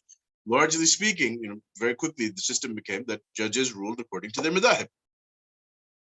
So the authority of the madhab and the authority of the imam and the reverence for the imam and the universal acceptance for these imams is what really was driving the reliance on these ahkam. So even if a scholar comes along and he makes an istidlal for a particular hukam that is completely wrong, or it's based on an asl that is completely wrong, it doesn't really matter, because the asl, the far' was not derived by him. He's simply providing a justification for it. Likewise, in practice, you're not going to find a lot of scholars taking that asl and saying, well, let me go ahead and practice since I'm a mujtahid and I'm not bound to a madhab and I don't ascribe to a madhab, I'm going to look through all of the evidences and all of these issues and just reach my own conclusions. And my principle is this. And so therefore, in this issue, it seems to me that the ruling is this. Given the authority that the madhab had over scholars and their allegiance to the madhab, oftentimes, because they weren't really practitioners of ijtihad, except to a limited scope often, the asl being incorrect does not necessarily have significant ramifications. But today, in the era that we find ourselves, with the serious intellectual challenges that the Ummah is facing, an asl being wrong has ramifications. If we go back to the example that I mentioned about the shart of inqirad al-asl,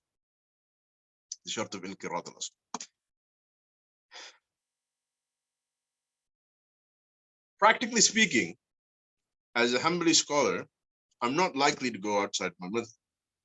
And if I go outside of my madhab, I'm not likely to go outside of the four madhabs, simply because of the practical worldly authority that these four madhabs have, and the institutions that are backing, and the traditions that exist that support them.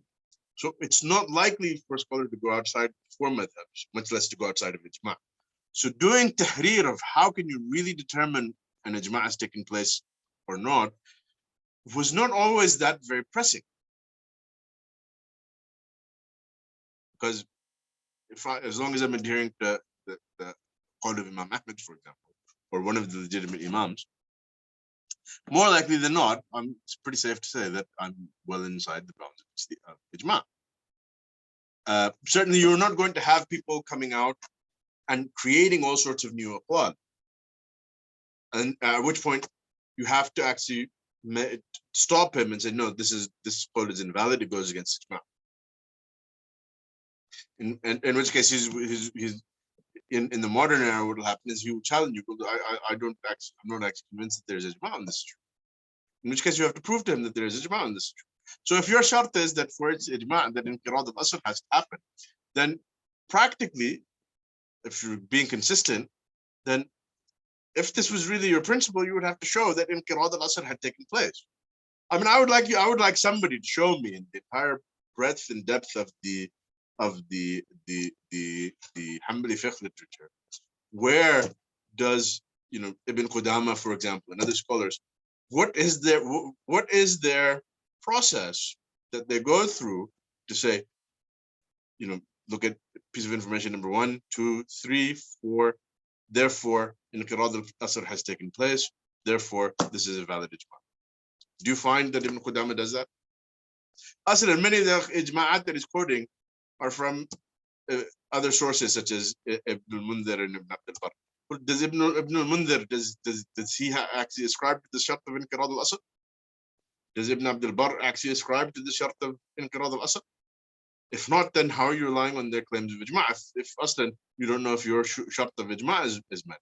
So oftentimes there's not really, for these classical scholars, since largely they were dealing with a system of furu' that was already to a considerable, not entirely, don't really understand, but to a considerable extent was already largely fixed. The fact that he got this shart wrong in his theoretical treatment of it. Ibn Qudama is one of the scholars who says that. I don't want to misquote him on that. I know this is the popular view in the madhab, and I think it's the one that he endorses in Rawdat al-Nadr.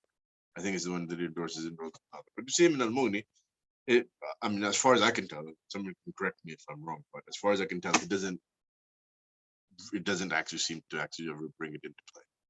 To say that in this fashion, I came to know that inqirad al-asr has been fulfilled in this case. So there's this dilemma that exists that now if we're actually engaging in ijtihad,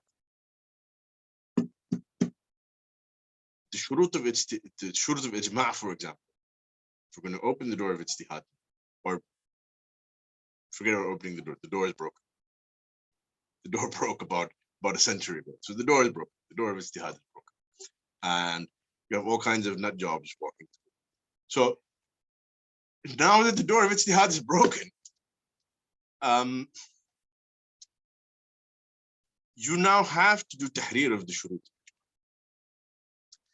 and have a real methodology that is actually can be applied and is rationally satisfying, is intellectually satisfying, that yes, this is how you determine that an ijma' has taken place. This is a rational and satisfying argument from the Sharia and from reason that in these scenarios, ijma' should be binding. And here is an actual practical theoretical framework that can actually be applied to claims of ijma' to assess that an ijma' has actually taken place or an ijma' has not taken place. So, and this is just an example.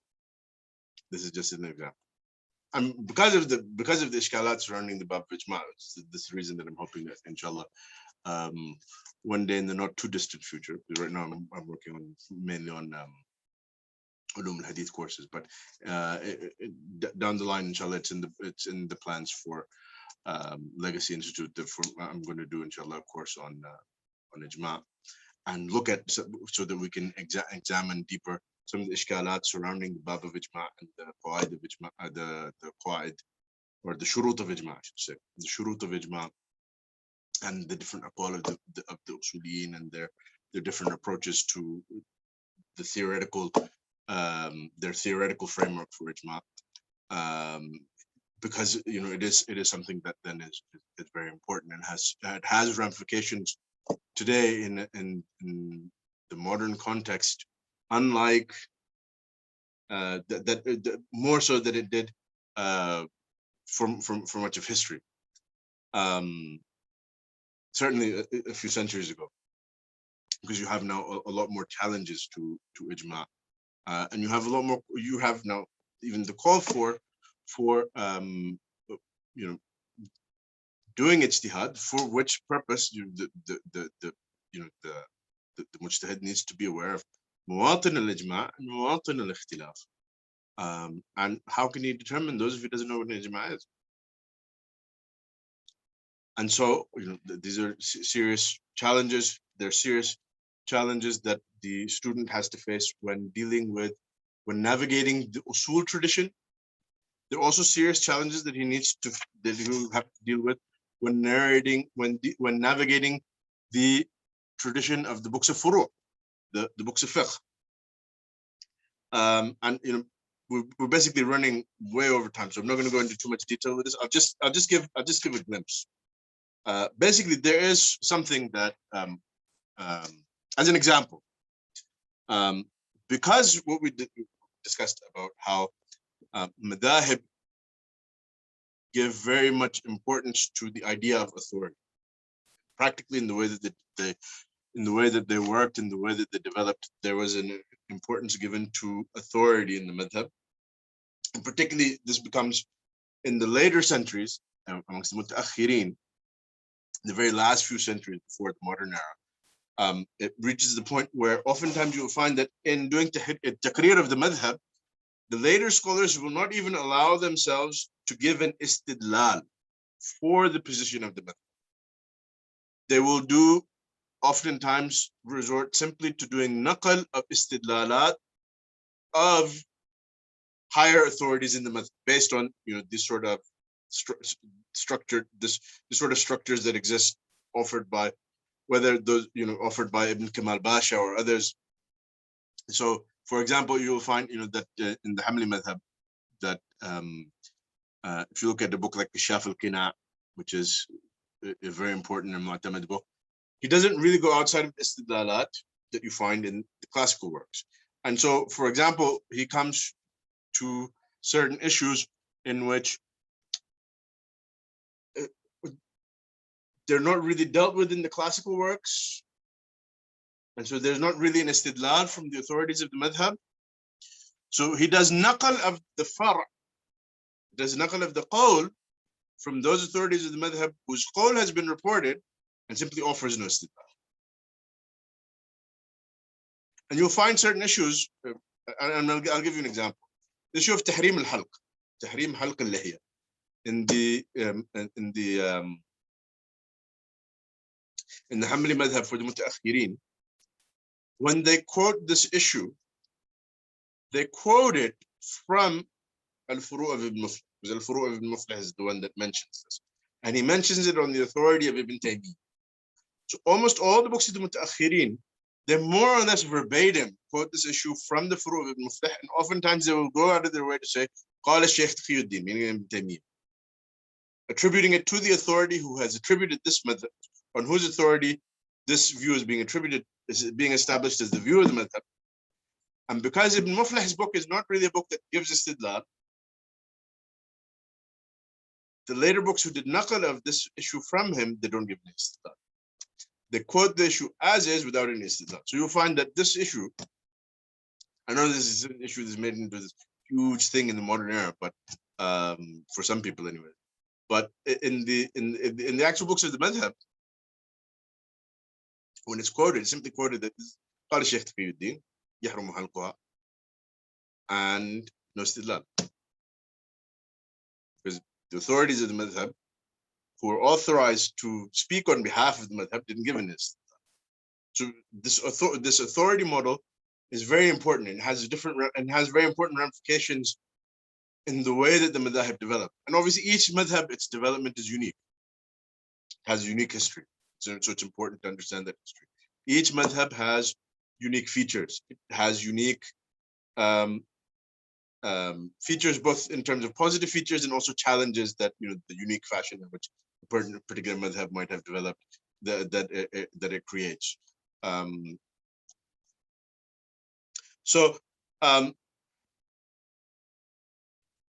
you come to the books of furu, since the furu are largely already decided by the imam, and oftentimes you don't actually know what the istidlal of the imam is, one of the important forms of ijtihad that scholars of the madhab will perform is doing istidlal, particularly the earlier scholars. They will do istidlal. So you need to be aware that sometimes that istidlal has nothing to do with the istidlal of the imam, because we might not know what the istidlal of the imam is. And so the istidlal that is made by later scholars for the madhab, it might be a very good istidlal. Even if it's not the istidlal of the imam, it might be a very good istidlal. We might have the istidlal of the imam, and then we might also have other istidlalat of other ulama of the madhab for that particular position who came afterwards, or other scholars who came afterwards who have offered istidlalat for that position. So, and some of them might even offer an istidlal that is actually stronger than the istidlal that the imam made. But because the far' is not being decided by the strength of the istidlal that is being made for it. The far' is determined by who said it, imam or important authorities in the madhab. So sometimes what you have is a weak istidlal is given, a poor istidlal is given, that is not even reflective of the actual basis of the imam for the ruling that he has given. And that might be the primary istidlal that is mentioned in the books of the madhab. And so you find sometimes, again, I don't want anyone to misunderstand me or take what I'm saying out of context. I'm not saying that the istidlalat of the books of the madhab are worthless. Quite the contrary. These works are important and indispensable. But sometimes, scholars of the madhab, in doing istidlal for position of the madhab, will use what I sometimes call, this is a very technical term, they use the kitchen sink approach. The kitchen sink approach. Kitchen sink approach is basically just throw whatever you can at and hope that something sticks. And so sometimes you get in, so sometimes istidlal will be an extremely weak hadith, might even be a hadith that is being basically quoted with a wording that doesn't exist anywhere, a ta'leel that is not at all very compelling. Sometimes there might actually, so in some cases, sometimes this sort of istidlal, it actually does a disservice, it actually does a sort of disservice to the fiqh of the imam, because the real fiqh of the imam then is lost because somebody who's assuming that whatever is found in these books is a true representation of the fiqh of the imam, just assumes that this istidlal, which is basically extremely weak or baseless or altogether uncompelling, you might assume that this is the actual rationale of the imam or of the ashab who derived this wajh, and it's not. This is aside from a host of other issues and problems that the mujtahid needs to be able to navigate, just navigating the turath, fiqhi, navigating the turath usuli. And so there's really so much to this. As I said, really, you can't do this in a single talk. So what I would just say, close with this, and then we can take any question and answers and wrap up, is that that for the faqih today, he needs to, and this is what I would highly recommend. Obviously, the first step is that you build the foundation by studying a madhab, by rigorously studying all of the ulum al-ala, al-usul, al-hadith, usul al-hadith, all the various ulum of the lugha, including al-adab and shi'r. because this is important for developing your mastery of the language and its dalalat. After you've done that and you've established your foundation, then it's very important to read the classics, the major works of the Turath, particularly related to that, to fiqh and usul. But obviously, I mean, you know, someone who's going to be doing ijtihad needs to also done extensive reading in major works of tafsir and hadith and sharh of hadith and so on and so forth. But particularly, should read the foundational works, the founding works, such as Al-Umm of Imam Shafi'i, Al-Asl of Muhammad ibn Hassan al-Shaybani, the various works of Muhammad ibn Hassan and Abu Yusuf, Al-Mudawwana, the other usul of the usul books of the, let's say usul books, I mean the essential books, not usul al-fiqh books. The other usul of the Maliki madhab and the various masail collections of Imam Ahmad, and then the major works, the most important major works of muhakkikeen from these madhab, who engage in a very high level of reasoning and ijtihad in fiqh and in usul, and build on that, because these are the real works that developed fiqh, rather than simply reading, you know, mutun and shuruh and hawashi. These are the works that actually developed the fiqh. And so it's important then to, as you're reading and as you're researching and as you're studying, to trace the historical development of the fiqhi discussions and usuli discussions as well, to understand how did, you know, certain usuli discussions develop, how did certain fiqhi discussions develop. Also, something that I would highly recommend is, after you've built your foundation, focusing on a dedicated study of particular subjects of fiqh. So, for example, doing a deep dive on fiqh al-mu'amalat al-maliyah, doing a deep dive on fiqh of nikah and talaq, and shahadat and al-iman and hudud and etc. So picking a particular area and doing a deep dive into it, to do that sort of deep study, to understand how, you know, to trace how the discussions, how they developed, to understand where certain aqwal are originating from, to try and determine what is the istidlal for them. Same thing with usul al-fiqh. And so that's in terms of engaging the Turath. And then for the person who, for example, is going to be engaging with mu'amalat maliyah, let's say, on a deep level, then he needs to read deeply. As far as I'm concerned, it's become basically a shart of ijtihad.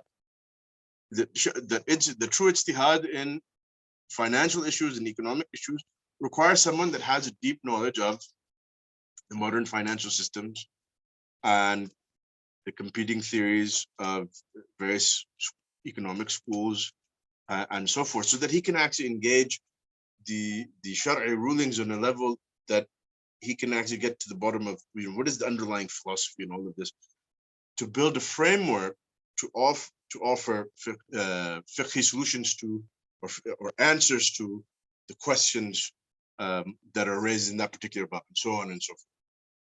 This is really, as I said, it's not possible to discuss all of this in single setting, and I didn't even get to discussing all the things that I was planning on discussing. But inshallah, I think it's, you know, this is a good place to sort of get the discussion going and to get the participants to start, you know, thinking these issues over,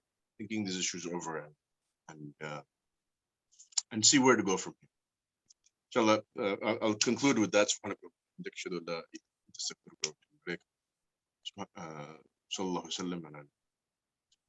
Jazakallah for that. I'll just field a few questions that were shared with on the chat. Sure.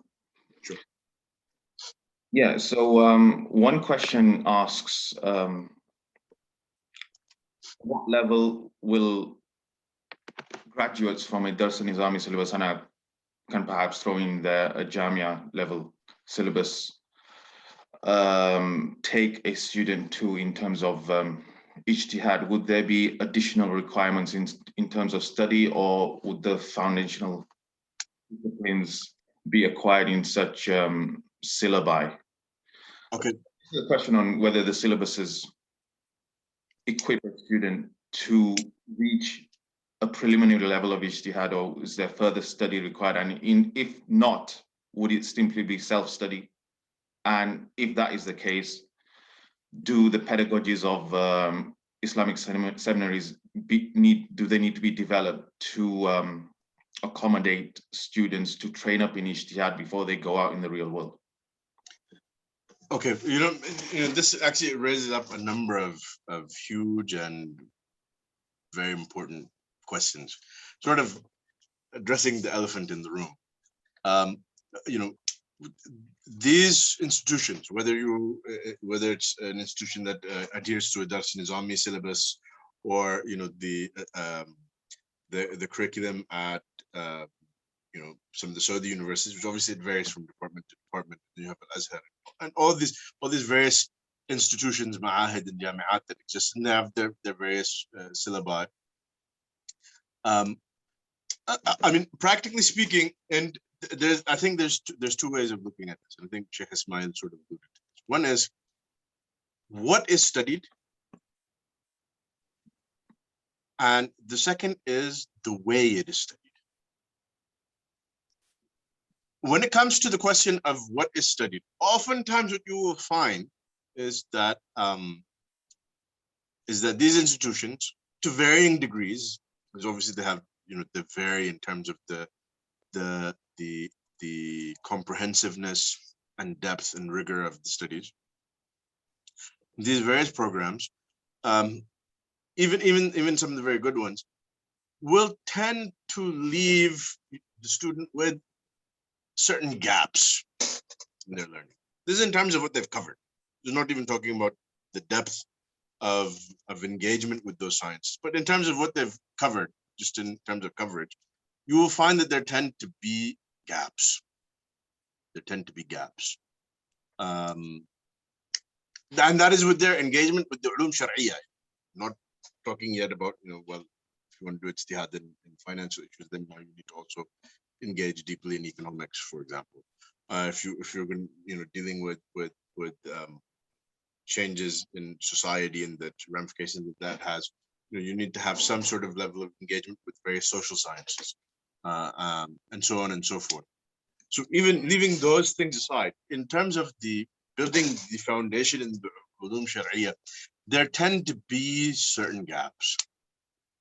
So for some institutions or some departments of the jami'at, you'll find that the student comes out with a very poor background in one ilm or another ilm.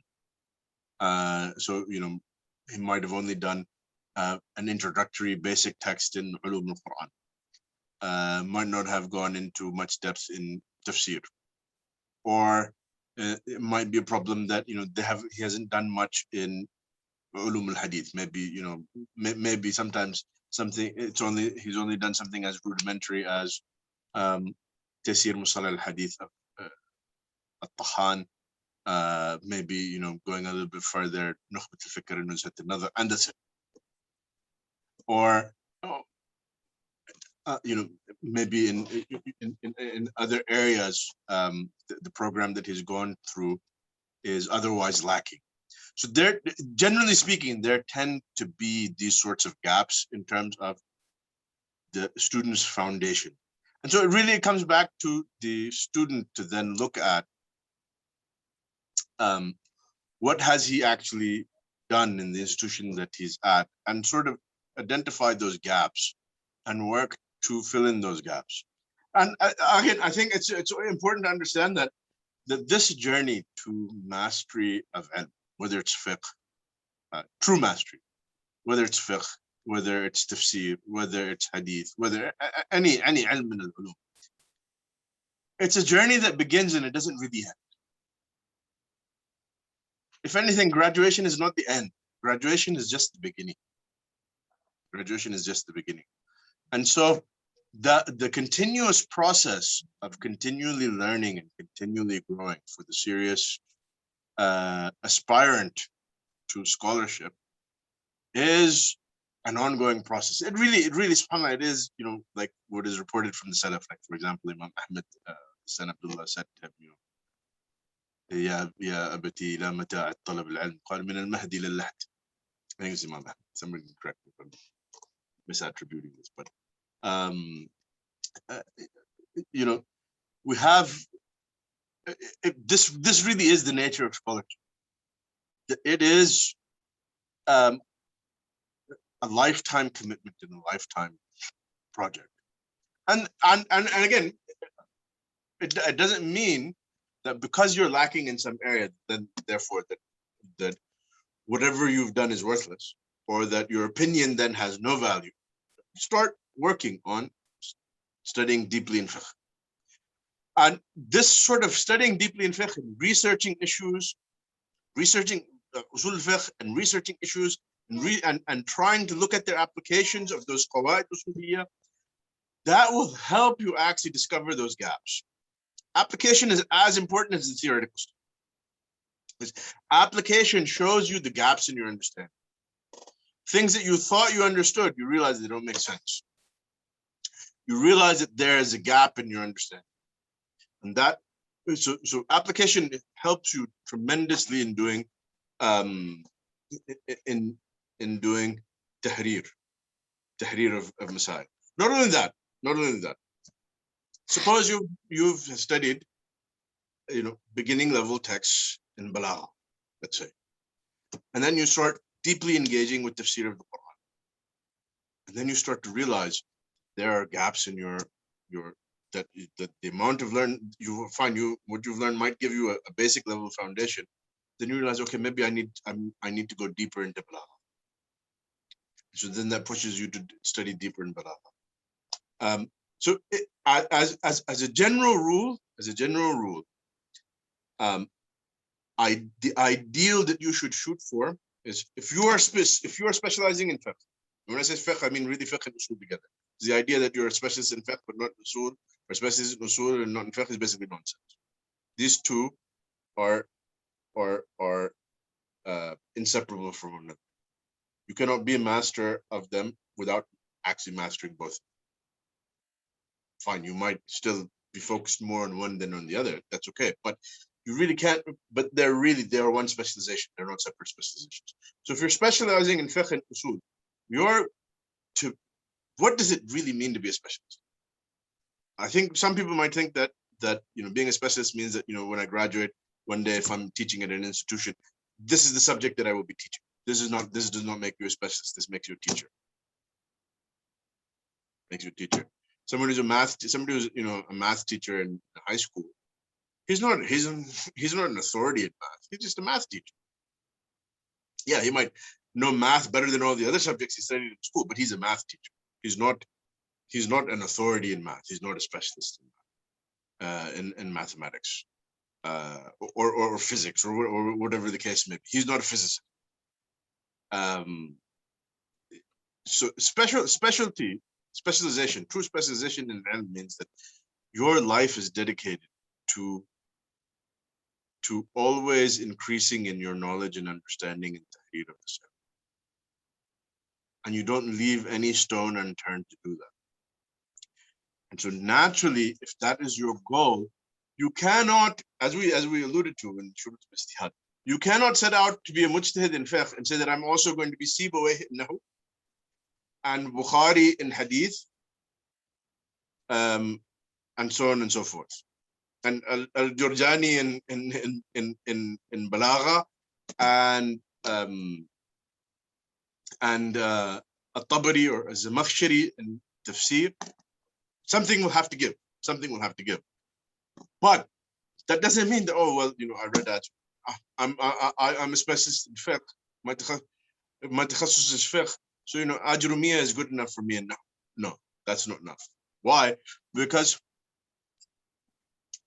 when you're engaging in ijtihad, when you're engaging in fiqh, what will happen is that there will be times for your fiqh studies or for your usul studies, there will be some daqiq issue in nahu, for example, that to do tahrir of that issue, to be able to do tahrir of the usuli issue or the fiqh issue that is in front of you, you will have to go back to the ummahat of the books of Nahu. Starting from Sibawayh, Kitabu Sibawayh on down. If the foundation that you have in Nahu is not sufficient for you to be able to do that, then you don't have the solid foundation in Nahu that you need. You don't need to have read everything in Nahu, but you need to have done enough and have good enough understanding and deep enough understanding that when you need to do a tahrir of issue, no matter how advanced in Nahu, you have the ability to navigate the ummahat of Nahu, ummahat of Balagh, ummahat of tafsir, ummahat of hadith. You're able to read the discussions on the rijal and the discussions on takhrij of the hadiths and the ahkam of the imma and the books of ilal to be able to understand what are they saying. Because the ijtihad on a particular issue might be dependent on doing tahrir of this istidlal using this hadith. Is it authentic or not in the first place? This, the dalala of this ayah based on aspects of Nahu, based on aspects of Balagha, based on aspects of Lugha, might be dependent on these ulum. And so you have to be able to do tahrir of them at that. So you don't have to be Sibawayh, but you have to be able to read Sibawayh.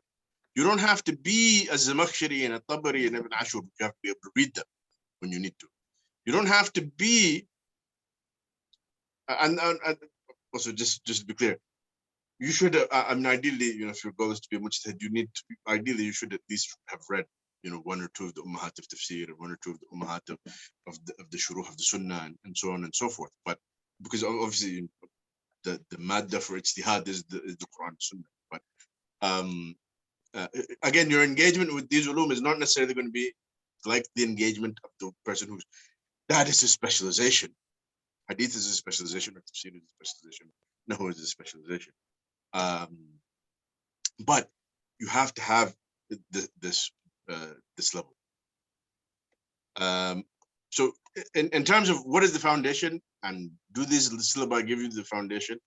The other thing that is lacking is, aside from the fact that there's sometimes gaps, that the way that these ulum are taught too often relies on rote learning. It doesn't go beyond the level of deciphering the text and imbibing the information without critically engaging it or understanding the reasoning that underlies, much less, and also the ability to apply it and to critically engage with it. So this sort of critical engagement and critical approach to teaching and creating critical thinking in the students is also something that's lacking in generally in the way that these ulum are taught in our institutions. Faisal asks, so you mentioned earlier on in the lecture that even defending established positions is a form of ijtihad. So in other words, defending the status quo of a particular ruling that's been carried for centuries in a modern context where the situation has changed, you mentioned, is a form of ijtihad. So yes. Yeah. I would add to that, the problem is nowadays, those people who defend old established positions don't consider their defense as an act of ijtihad, but rather taqlid or reinforcing the mu'tamad position. How can you convince people that that is ijtihad, that is an act of ijtihad, even though it's an act of defensive ijtihad, but it's an ijtihad nonetheless? Okay, this is a very good question. And it brings up actually a very important point. Let me give an example. And without actually taking a side. Now, I don't want anyone to read into what I'm saying here, but something that I'm not saying. But all of these things have to be established, based on the evidence, based on arguments, based on something that is actually compelling. So which means everything has to be done tahrir of. So what happens is that sometimes You have a certain position that is being defended because it is the tradition.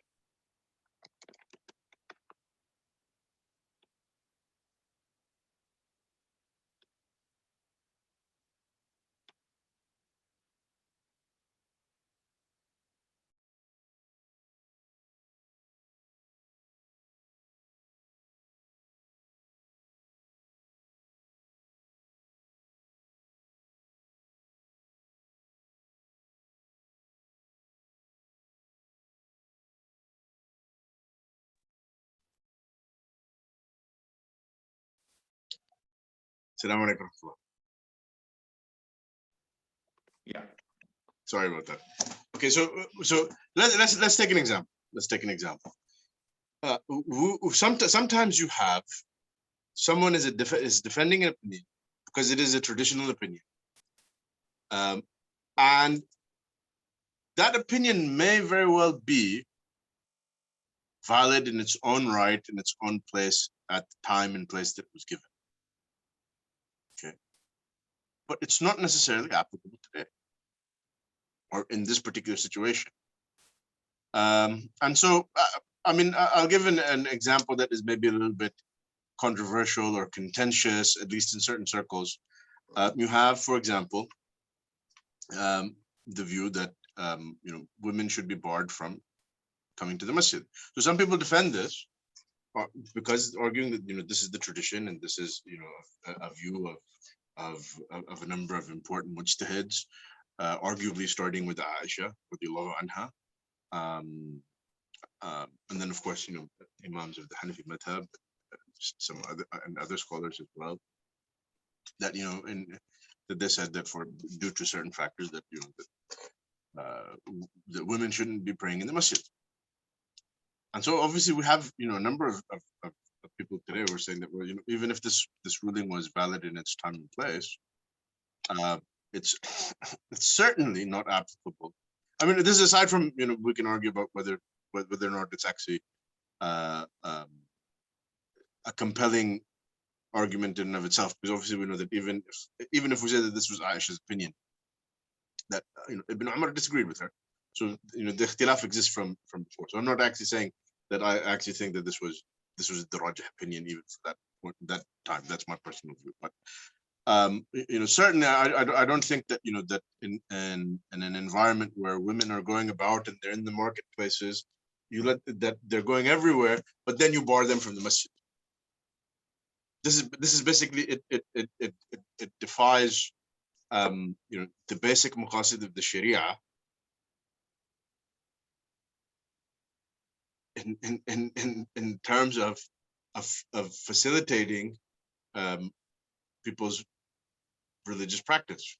If women need to pray, they're out in the marketplace, there is a masjid there, and it makes more sense to let them come to the masjid where they have a place to pray so that they can properly fulfill their obligations than to have them try and look for a place in the marketplace to pray where someone might harass them, any number of things might happen. It would make more sense to facilitate for them a place in the masjid. But nonetheless, because this idea, well, this is the traditional opinion, we will defend it. You then have someone who is defending something that, at the very least, that can be said is that it needs ijtihad to justify. At the very least, what I'll say is that even if you don't agree with what I'm saying here, you need to have a rational, coherent explanation that is going to require some sort of ijtihad to explain why this ruling is the operable ruling, why this ruling is the appropriate ruling for this new circumstance that exists. You cannot simply say, well, it is because Abu Hanifa said so. Abu Hanifa didn't make ijtihad for 21st century UK or US, or even for Karachi in the year 2021, for that matter. And I mean, quite frankly, when you refuse to engage in ijtihad, even for the purpose of reassessing the issue, which might very well even result in reaffirming the original ijtihad for this new situation, when you refuse to engage in that ijtihad, basically what you're saying is, look, it doesn't matter whether or not the ijtihad of Abu Hanifa is applicable to you today. It's your fault for being born in 21st century Karachi. You should have been born in 2nd century Kufa, because you were bound by the ijtihad that Abu Hanifa did in 2nd century Kufa. So I'm not interested in whether or not the changing circumstances affect the application of this hukam or not. That is effectively what you are saying when you refuse to revise the ijtihad. Because revision of the ijtihad doesn't necessarily mean that you've now changing the application of the hukam. It might actually be confirming that this is actually the ijtihad, that this is actually the appropriate ijtihad even for this situation. This is why al-Qarafi, dealing with a similar sort of challenge that, you know, who are you to do ijtihad, this type of attitude, mentality. Al-Qarafi, he says that that in reality, you know, that for the muqallid, doing tahqiq al-manat, affirming that the manat, that was the manat of this hukam, that the original mujtahid of your madhab relied on in giving this ruling, affirming that that manat is in fact present, and so therefore that hukam is in fact operable in the current context. That is an obligation that is necessary even for the scholar of the madhab who is a muqallid of the imam, to do that tahqiq al-manat. So the reality is that ijtihad is necessary even to reaffirm that the hukam that you're applying is still applicable. Okay, so that's one example that I've given, sort of from one end. I'll give you an example sort of from the opposite end of the spectrum. I don't want to suggest that this is all the way at the end of the spectrum, but the one that we just discussed. But on the opposite end of the spectrum, where you have sort of a more liberal approach to the ahkam, you have, for example, those who argue that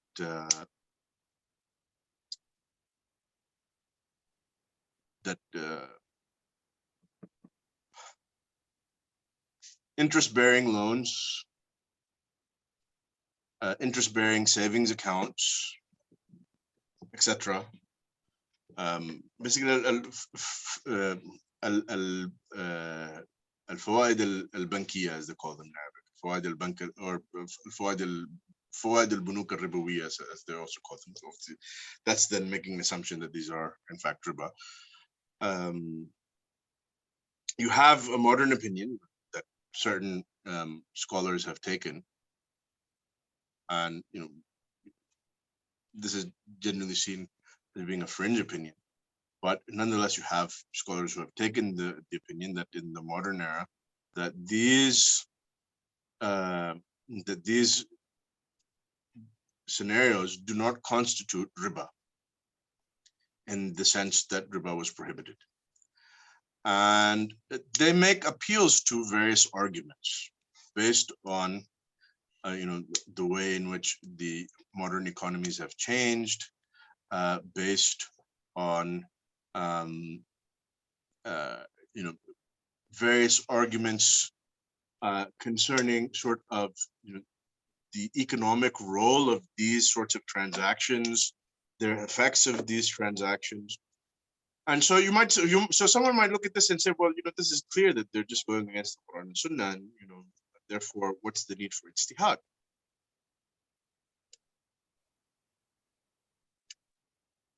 What's the need for ijtihad? And so to answer that question, remember what we talked about at the very beginning, that we are teaching people as Muslim scholars and preachers and imams and khatibs and tulab al-ilm, etc., and religious Muslims in general.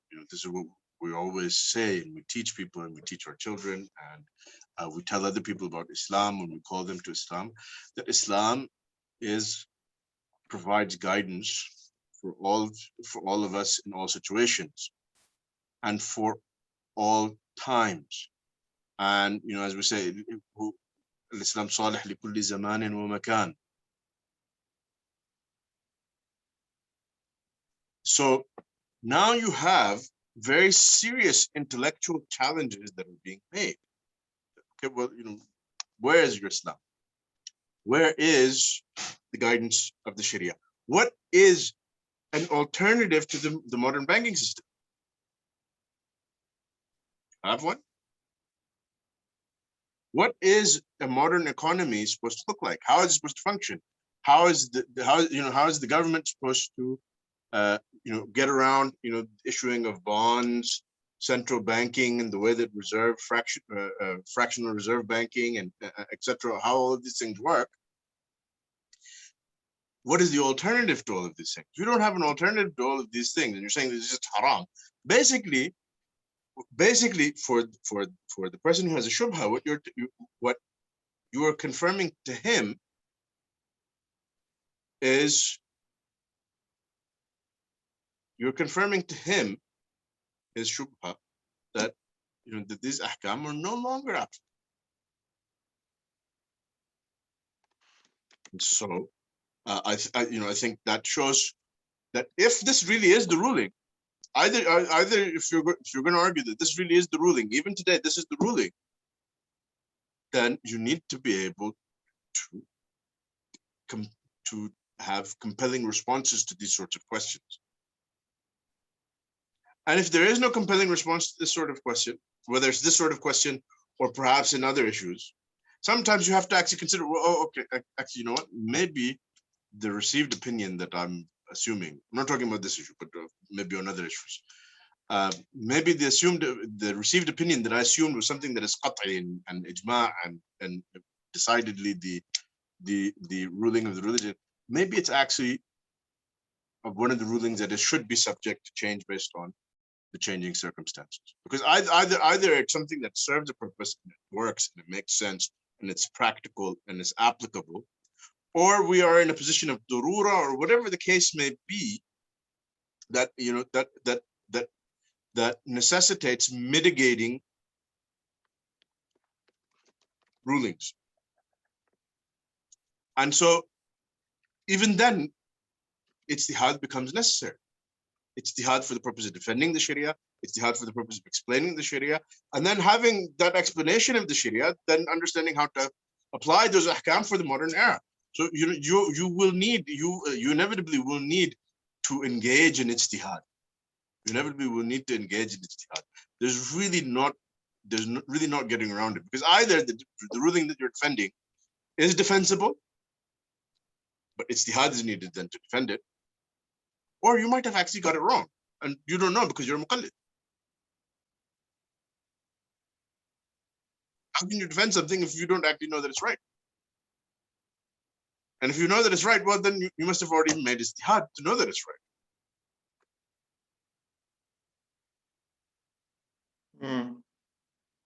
So when it comes, certainly when it comes to fiqh rulings, even the defense of established rulings that we take as, because again, we have, after 1400 years of the tradition, we as Muslims, obviously we're divided into various schools of thought and various traditions that we come from. In the particular tradition that you come from, something you might take as being musallam, as being something that is unquestionable, but you might be wrong about it. There's nothing someone who is qualified and is engaging in good faith with the sources of the Sharia based on a sound methodology, which comes back to what we talked about doing tahrir of the qawaid of Usul and Fiqh and the other ulum, has nothing to fear from doing ijtihad. Ijtihad will only increase the strength of the haqq, the truth. It will make it clear, and it will reveal what you thought to be the truth to be wrong. So ijtihad then is still very much necessary, even for such issues. Right. Well, I had a follow-up question on that. Basically, is there a roadmap to developing ijtihad expertise in light of what you have with many Muslim seminaries? They are pushing a following the Mu'tamad approach, or as you have in the Dars Nizami institutions after the Alimiya, you have the Ifta course. So in the Ifta, you are expected to issue according to the Mu'tamad, or you are expected at least to refer always back to some precedents from your madhab's books, whether recently, within the past 100 years, within the subcontinent, or even prior to that, from the Mawara Nahar scholars from several hundred years ago. So is there a mismatch between us trying to develop a roadmap to ijtihad and the existing pedagogies that are present in many Muslim seminaries across the world? Is there a way to marry the two, or? Okay, all right. So that's a very good question. It's a big question, because it's a question of what sort of reforms are needed at an institutional level. And as you know, that institutions, traditional institutions, can oftentimes have a great deal of inertia behind them that acts as a sort of a barrier to reform. And we've seen even in the modern era with some great scholars and great thinkers like Sheikh Muhammad al-Tahir ibn Ashur, for example. He was a Sheikh al-Zaytuna for 2 different tenures, and he attempted to implement a reform program, and was largely not very successful because he met with a lot of resistance. And so it is a daunting task. It is a daunting task. It doesn't mean that it can't be done, but generally speaking, we sort of have 2 models that are prevalent in Islamic fiqh studies, if you like, today. One is the sort of the madhab-free model, which oftentimes tends to promote a sort of willy-nilly approach to ijtihad, which obviously is a problem, as we said. And then you have the traditional madhab model that is still very much madhab-based, authority-based, discouraging ijtihad. And so even if it's not very, even in cases where it's not very rigid about some of these traditional madhabi institutions might not be very rigid about the idea of adherence to a particular madhab, but their solution to that is not really to make ijtihad as much as it is to relax the conditions for talfiq in taqlid. So then that at the end of the day, it's still taqlid, it's not ijtihad. So you have sort of a very ijtihad skeptical approach that is prevalent in some institutions, in some circles, in some movements. Then you have a very pro-ijtihad sort of attitude that is prevalent in other institutions and movements and circles, but that tends to have this willy-nilly approach to ijtihad that doesn't really take into account the gravity of all of what goes into making ijtihad. And so the way that I see it is that ultimately there is a need to develop and reform, either develop new curriculum or reform the existing curriculums in the existing institutions.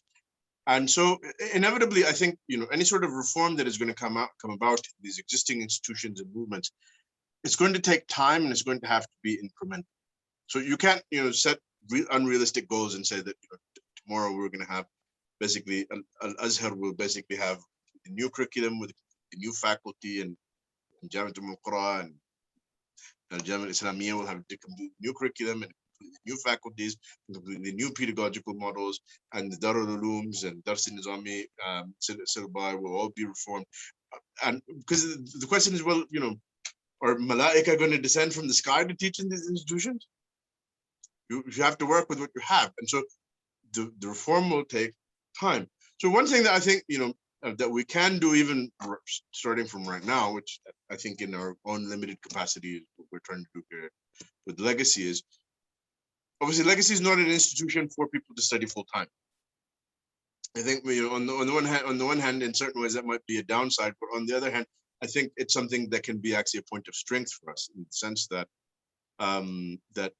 we're not bound by all the things that a full-time institution would be bound by. So we have a lot of flexibility in terms of what we can do. So we can take students who are coming in from different institutions, different traditions, different backgrounds, and say, okay, here's an advanced course on Ijtihad and Taqlid, for example, like what Sheikh Ismail has just done. Here is, one of the things that I'm considering doing, as you alluded to at the beginning, was perhaps, I don't know when, but maybe sometime after Ramadan, I'll do perhaps a public lecture series on the history of fiqh. I'm even seriously thinking maybe of doing a short course, a registered course, maybe even you could consider it as a supplement to this course or follow up to this course, called The Future of Ijtihad.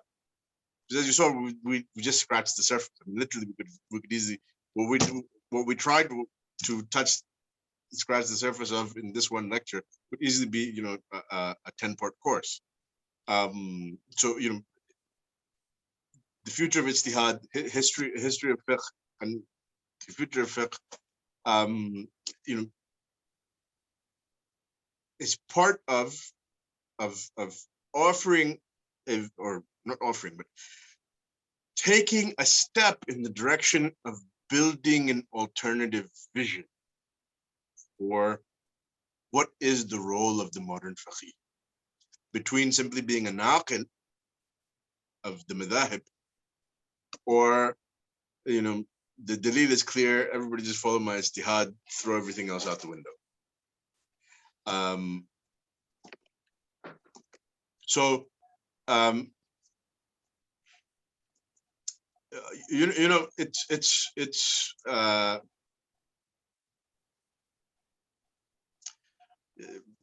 There's so much else that to be done. Like, for example, doing tahrir of the abwab of usul al-fiqh that are necessary for ijtihad. That requires not just courses, it requires research, it requires, and not just from one person or from one institution, on an ummah-wide level. There's so much work that needs to be done, but basically it's about raising the bar of scholarship.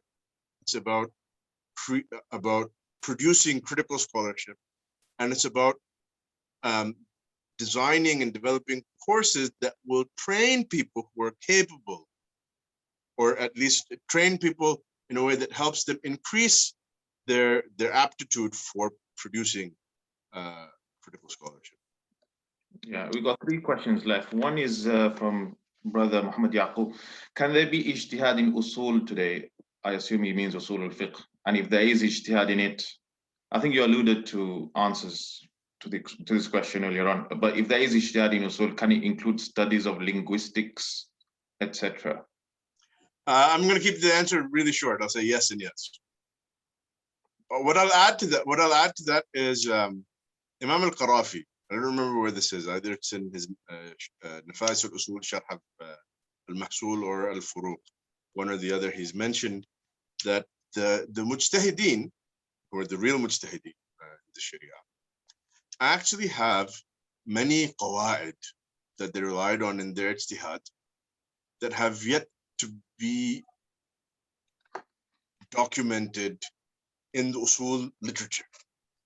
So there is still, although the usul tradition is a very mature, very well-developed tradition, there's a host of issues that need tahrir in the tradition that have already been dealt with. There are areas that are sort of gaps in the tradition that need further development.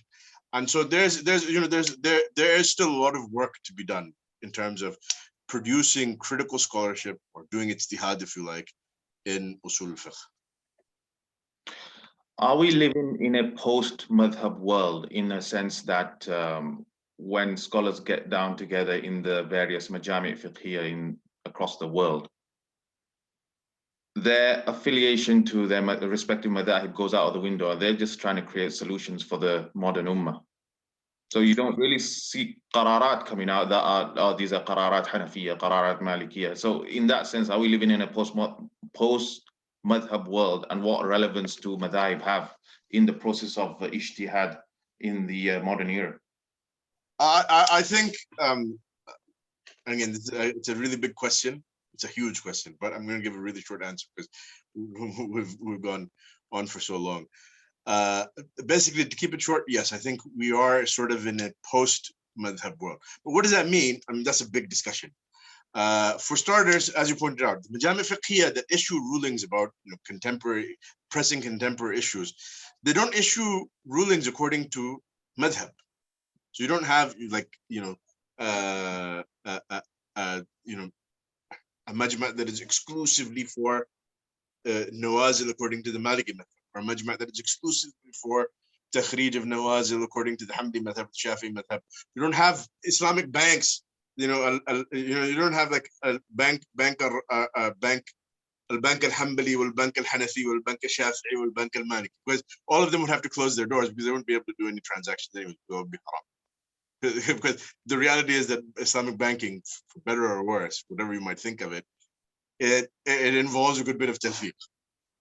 Whether you call that ijtihad or call it talfiq and taqlid, whether you think it's a good thing, whether you think it's a bad thing, plus you would have to close all of those things. So, in a very practical sense, I think we are in a post-madhab world, in the sense that the traditional institutions and the authority that was attached to the madhabs, that's gone. And I don't think, at least in any fashion that is foreseeable for the future to come, I don't think it's coming back.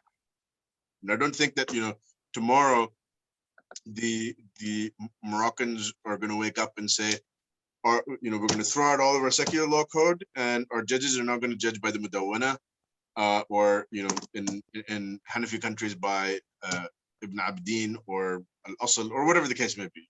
I don't foresee that happening.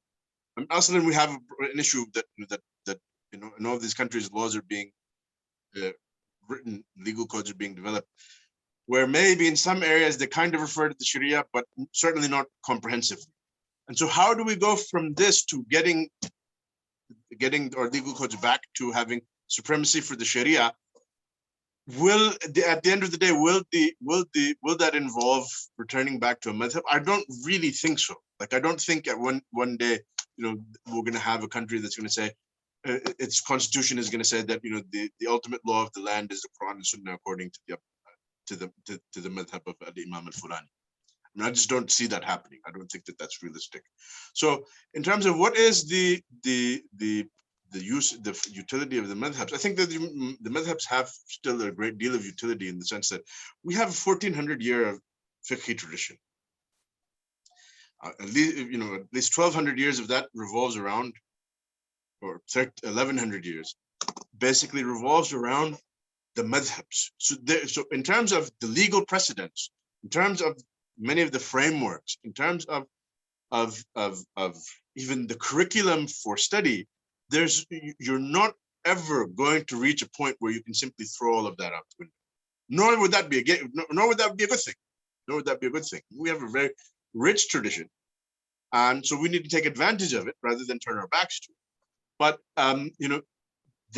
it's not like it's going to be before, where you had Qadi al-Qudat al-Shafi'iyya and al-Malikiyya and so forth. I don't think that model is coming back. Again, that creates certain challenges. We have a brother wanting to ask a question because he can't type it out. So, brother AFY, can you go ahead? Jazakumullah khair. Apologies, I had a number of questions, but a number have been touched upon now. But I've just got one question for the Sheikh.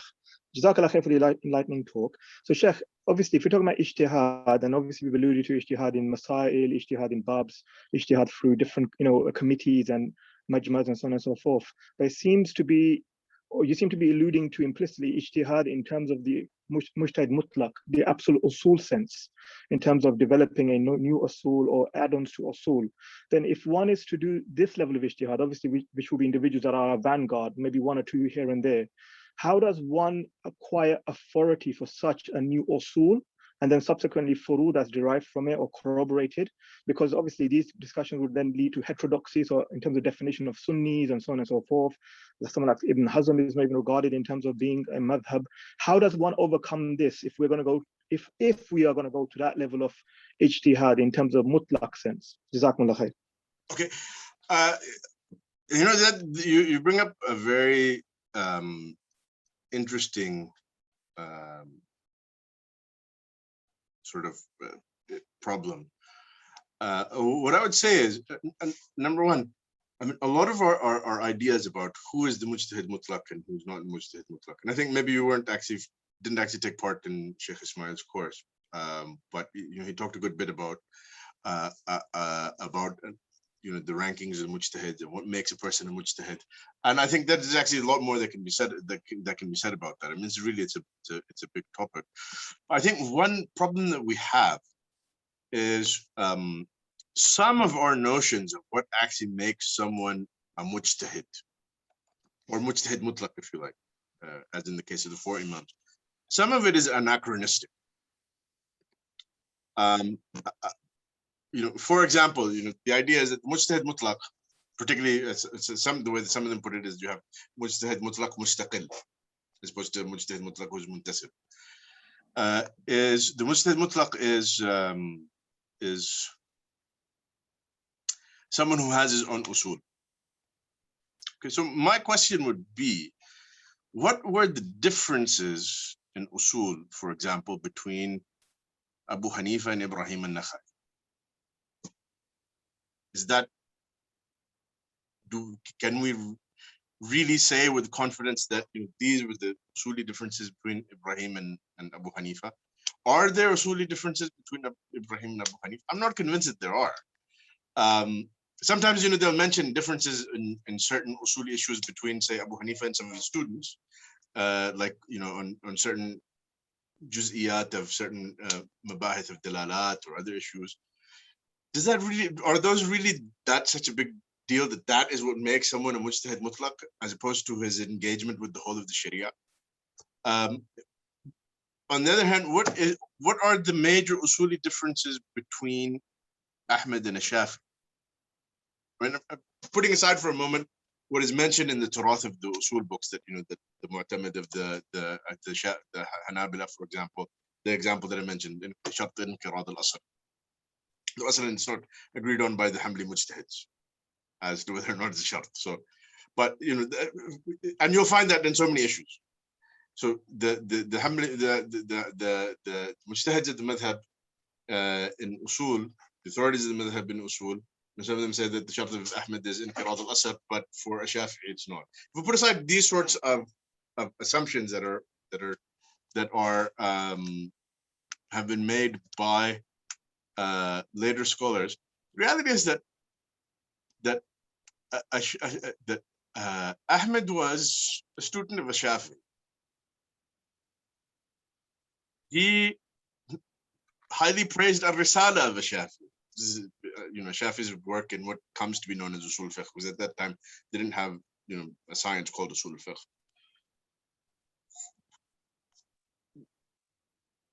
I want someone to prove to me that there is significant differences between the actual usul of Ahmed and the actual usul of Shafi'i.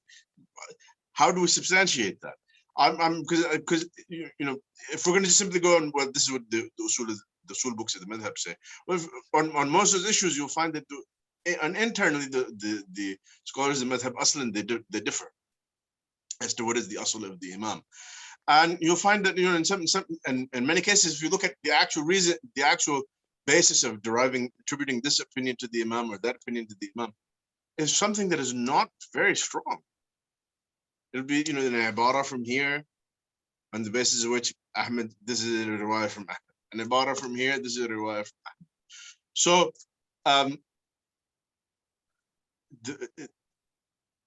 a lot of the mabahith of usul al-fiqh are not developed. I'm not saying that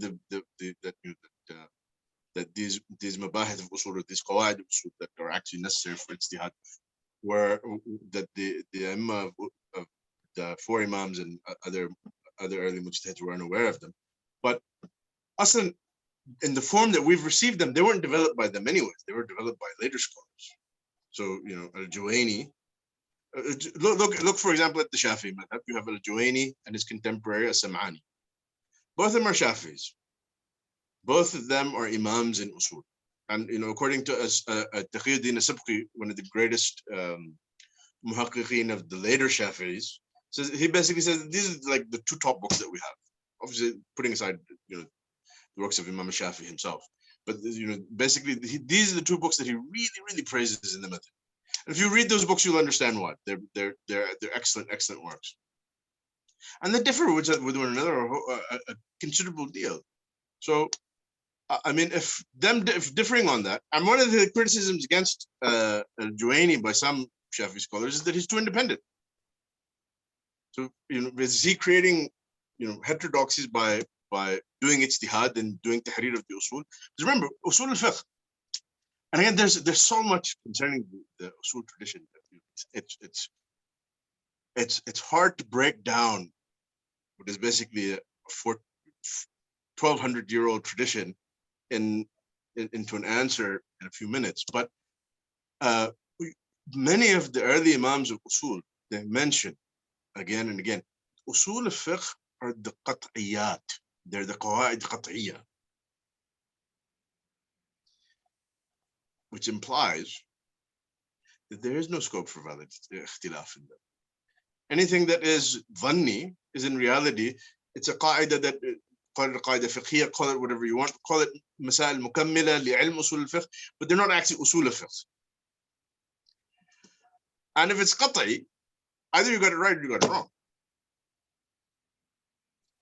And so, and I think for me personally, I can safely say that, you know, whoever thinks that the shart of inqirad al-asr is qat'i shart, then, you know, I have some very lovely real estate. I'd love to sell them on the far side of the moon. A follow-up question? Jazakallah khair, Sheikh, for your technical answer. I just wanted to maybe just follow up with that to just drill down further my issue about heterodoxy. Let's say, for example, and I'm talking about contemporary times, so I'm not talking about earlier ulama who came in who were quite independent, and the later tabaqat works encapsulated them within the madhab. Like Ash-Shaybani was encapsulated within the madhab, even though he had his own nuances. But I'm talking about contemporary realms now. If we have someone who's a mujtahid mutlaq or claims to be a mujtahid mutlaq, studies the curriculum that you've substantiated, and then wants to develop his own madhab in terms of his own usul, would that be legitimate and would that be regarded heterodoxical? One. Then you have another person, let's say, for example, wants to incorporate, as you said, linguistical theories of deconstruction or querying, or the issue of structural analysis, bringing different kind of tools of analysis, which the early madhahib did not do. How would we deem those? I'm looking at from more of a contemporary perspective in terms of what becomes authoritative for the Muslim in the 21st century, 22nd century, and 21st century to adopt in place, let's say, for instance, of the previous madhahib. Apologies. Jazakumullah khair.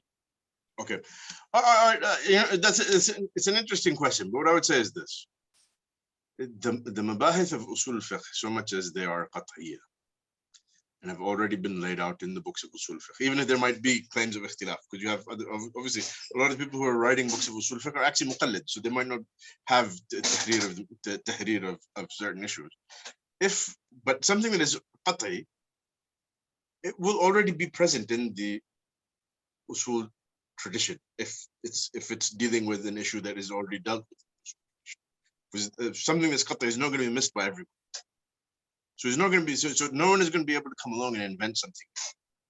In terms of modern linguistic theories, generally the modern field of linguistics or other things that might sort of, we could add to the toolkit of the faqih. And I think there actually are things that we need to add to the toolkit of the faqih. And I alluded to that with, for example, the need to study economics and the need to rely on the social sciences, because obviously study of the modern social sciences allows us to have better khibra of the waqi', which allows us to do better tahqiq of the manat, etc. There is scope for expanding the toolkit of the mujtahid. There's scope for expanding the toolkit of the mujtahid. As for, say, something like modern linguistics, obviously we already have a fairly well-developed, theory of the language in usul fiqh, as well as supplementary sciences like ilm al-balagha and what have you. To the extent that the mabahith of these ulum in usul fiqh and balagha are qat'iyya. Not all of them are qat'iyya. Not everything in the abwab of dalalat al-alfaz is qat'iyya. Some of them are genuine issues that are dhanniyya and so therefore open to ikhtilaf. But then you have certain things that are qat'iyya. Even in balagha, you have certain things that are qat'iyya. Anything that is going against the qat'iyyat is batil. If it's not going against the qat'iyyat, then it's within the valid scope of ijtihad. Right, we have the final question, hopefully. So Faisal Hassan is asking a potent question, which, if I could summarize, basically, if we're saying that we need a new fiqh model for family law, for example, for families living in the West, because you might have two breadwinners, the wife might be working, or for example, if there are financial issues and the couple can't move out of the wife's in-laws house or the husband's parents' house. So it can be safely said that fiqh catering for the modern world is underdeveloped. That we don't have manuals of fiqh that deal with these issues directly. So until then, are we simply relying on goodwill on the part of the Muslims until such areas of fiqh are developed? I think then it becomes a responsibility of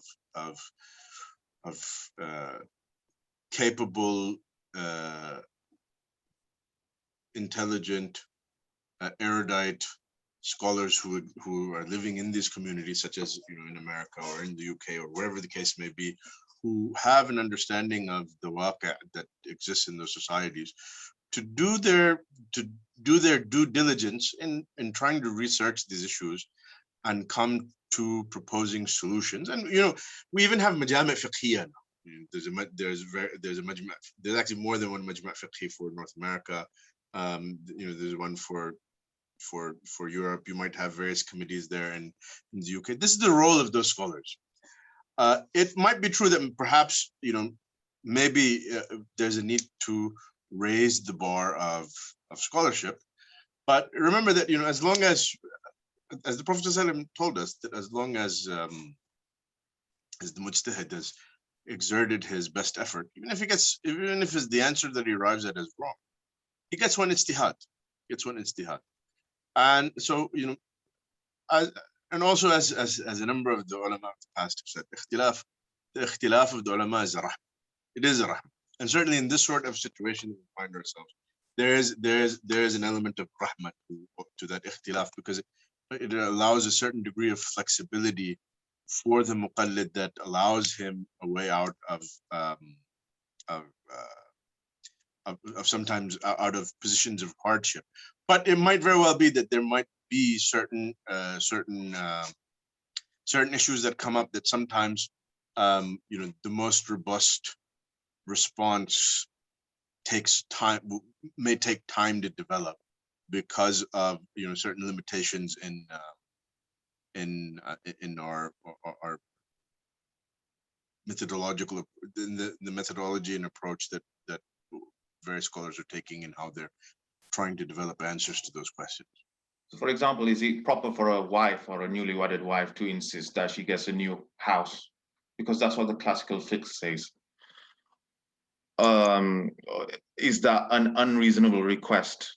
Or, I mean, I know it's a very specific situation. I mean, I don't want to answer any specific questions. I mean, that would depend on that would depend. I mean, I think it really at that point then it comes down to scholars who are in that area and in that community to look at the situation and make a good faith effort to arrive at the best answer. I mean, at the end of the day, what more can you do than that? So the vacuum is being filled by al-ihsan and not actual fiqh. It's basically it's سددوا وقاربوا. Yeah. I'll give you an example. I mean, one thing that I've done, because of my interest in the issues of nikah, I've asked actually many mashayikh and tulab al-ilm that I've run into, whatever their madhab may be, certain mabahith concerning nikah. I asked them, okay, this is the ruling in your madhab, correct? In your society that you live, whether it's America or it's the UK or Europe or wherever they may be coming from, I asked them, how do you think that this hukum should apply? If you're faced with the situation, what sort of fatwa would you give? I asked them the question again and again, just in discussions with other tulab al-ilm, to try and to raise the level of critical thinking about the application of fiqh. And what I found is oftentimes that when I ask them about certain questions, they say, yeah, I'm not sure. Like the mabahith of kafa'a and the shurut of kafa'a, I'm not sure how I would apply that in America.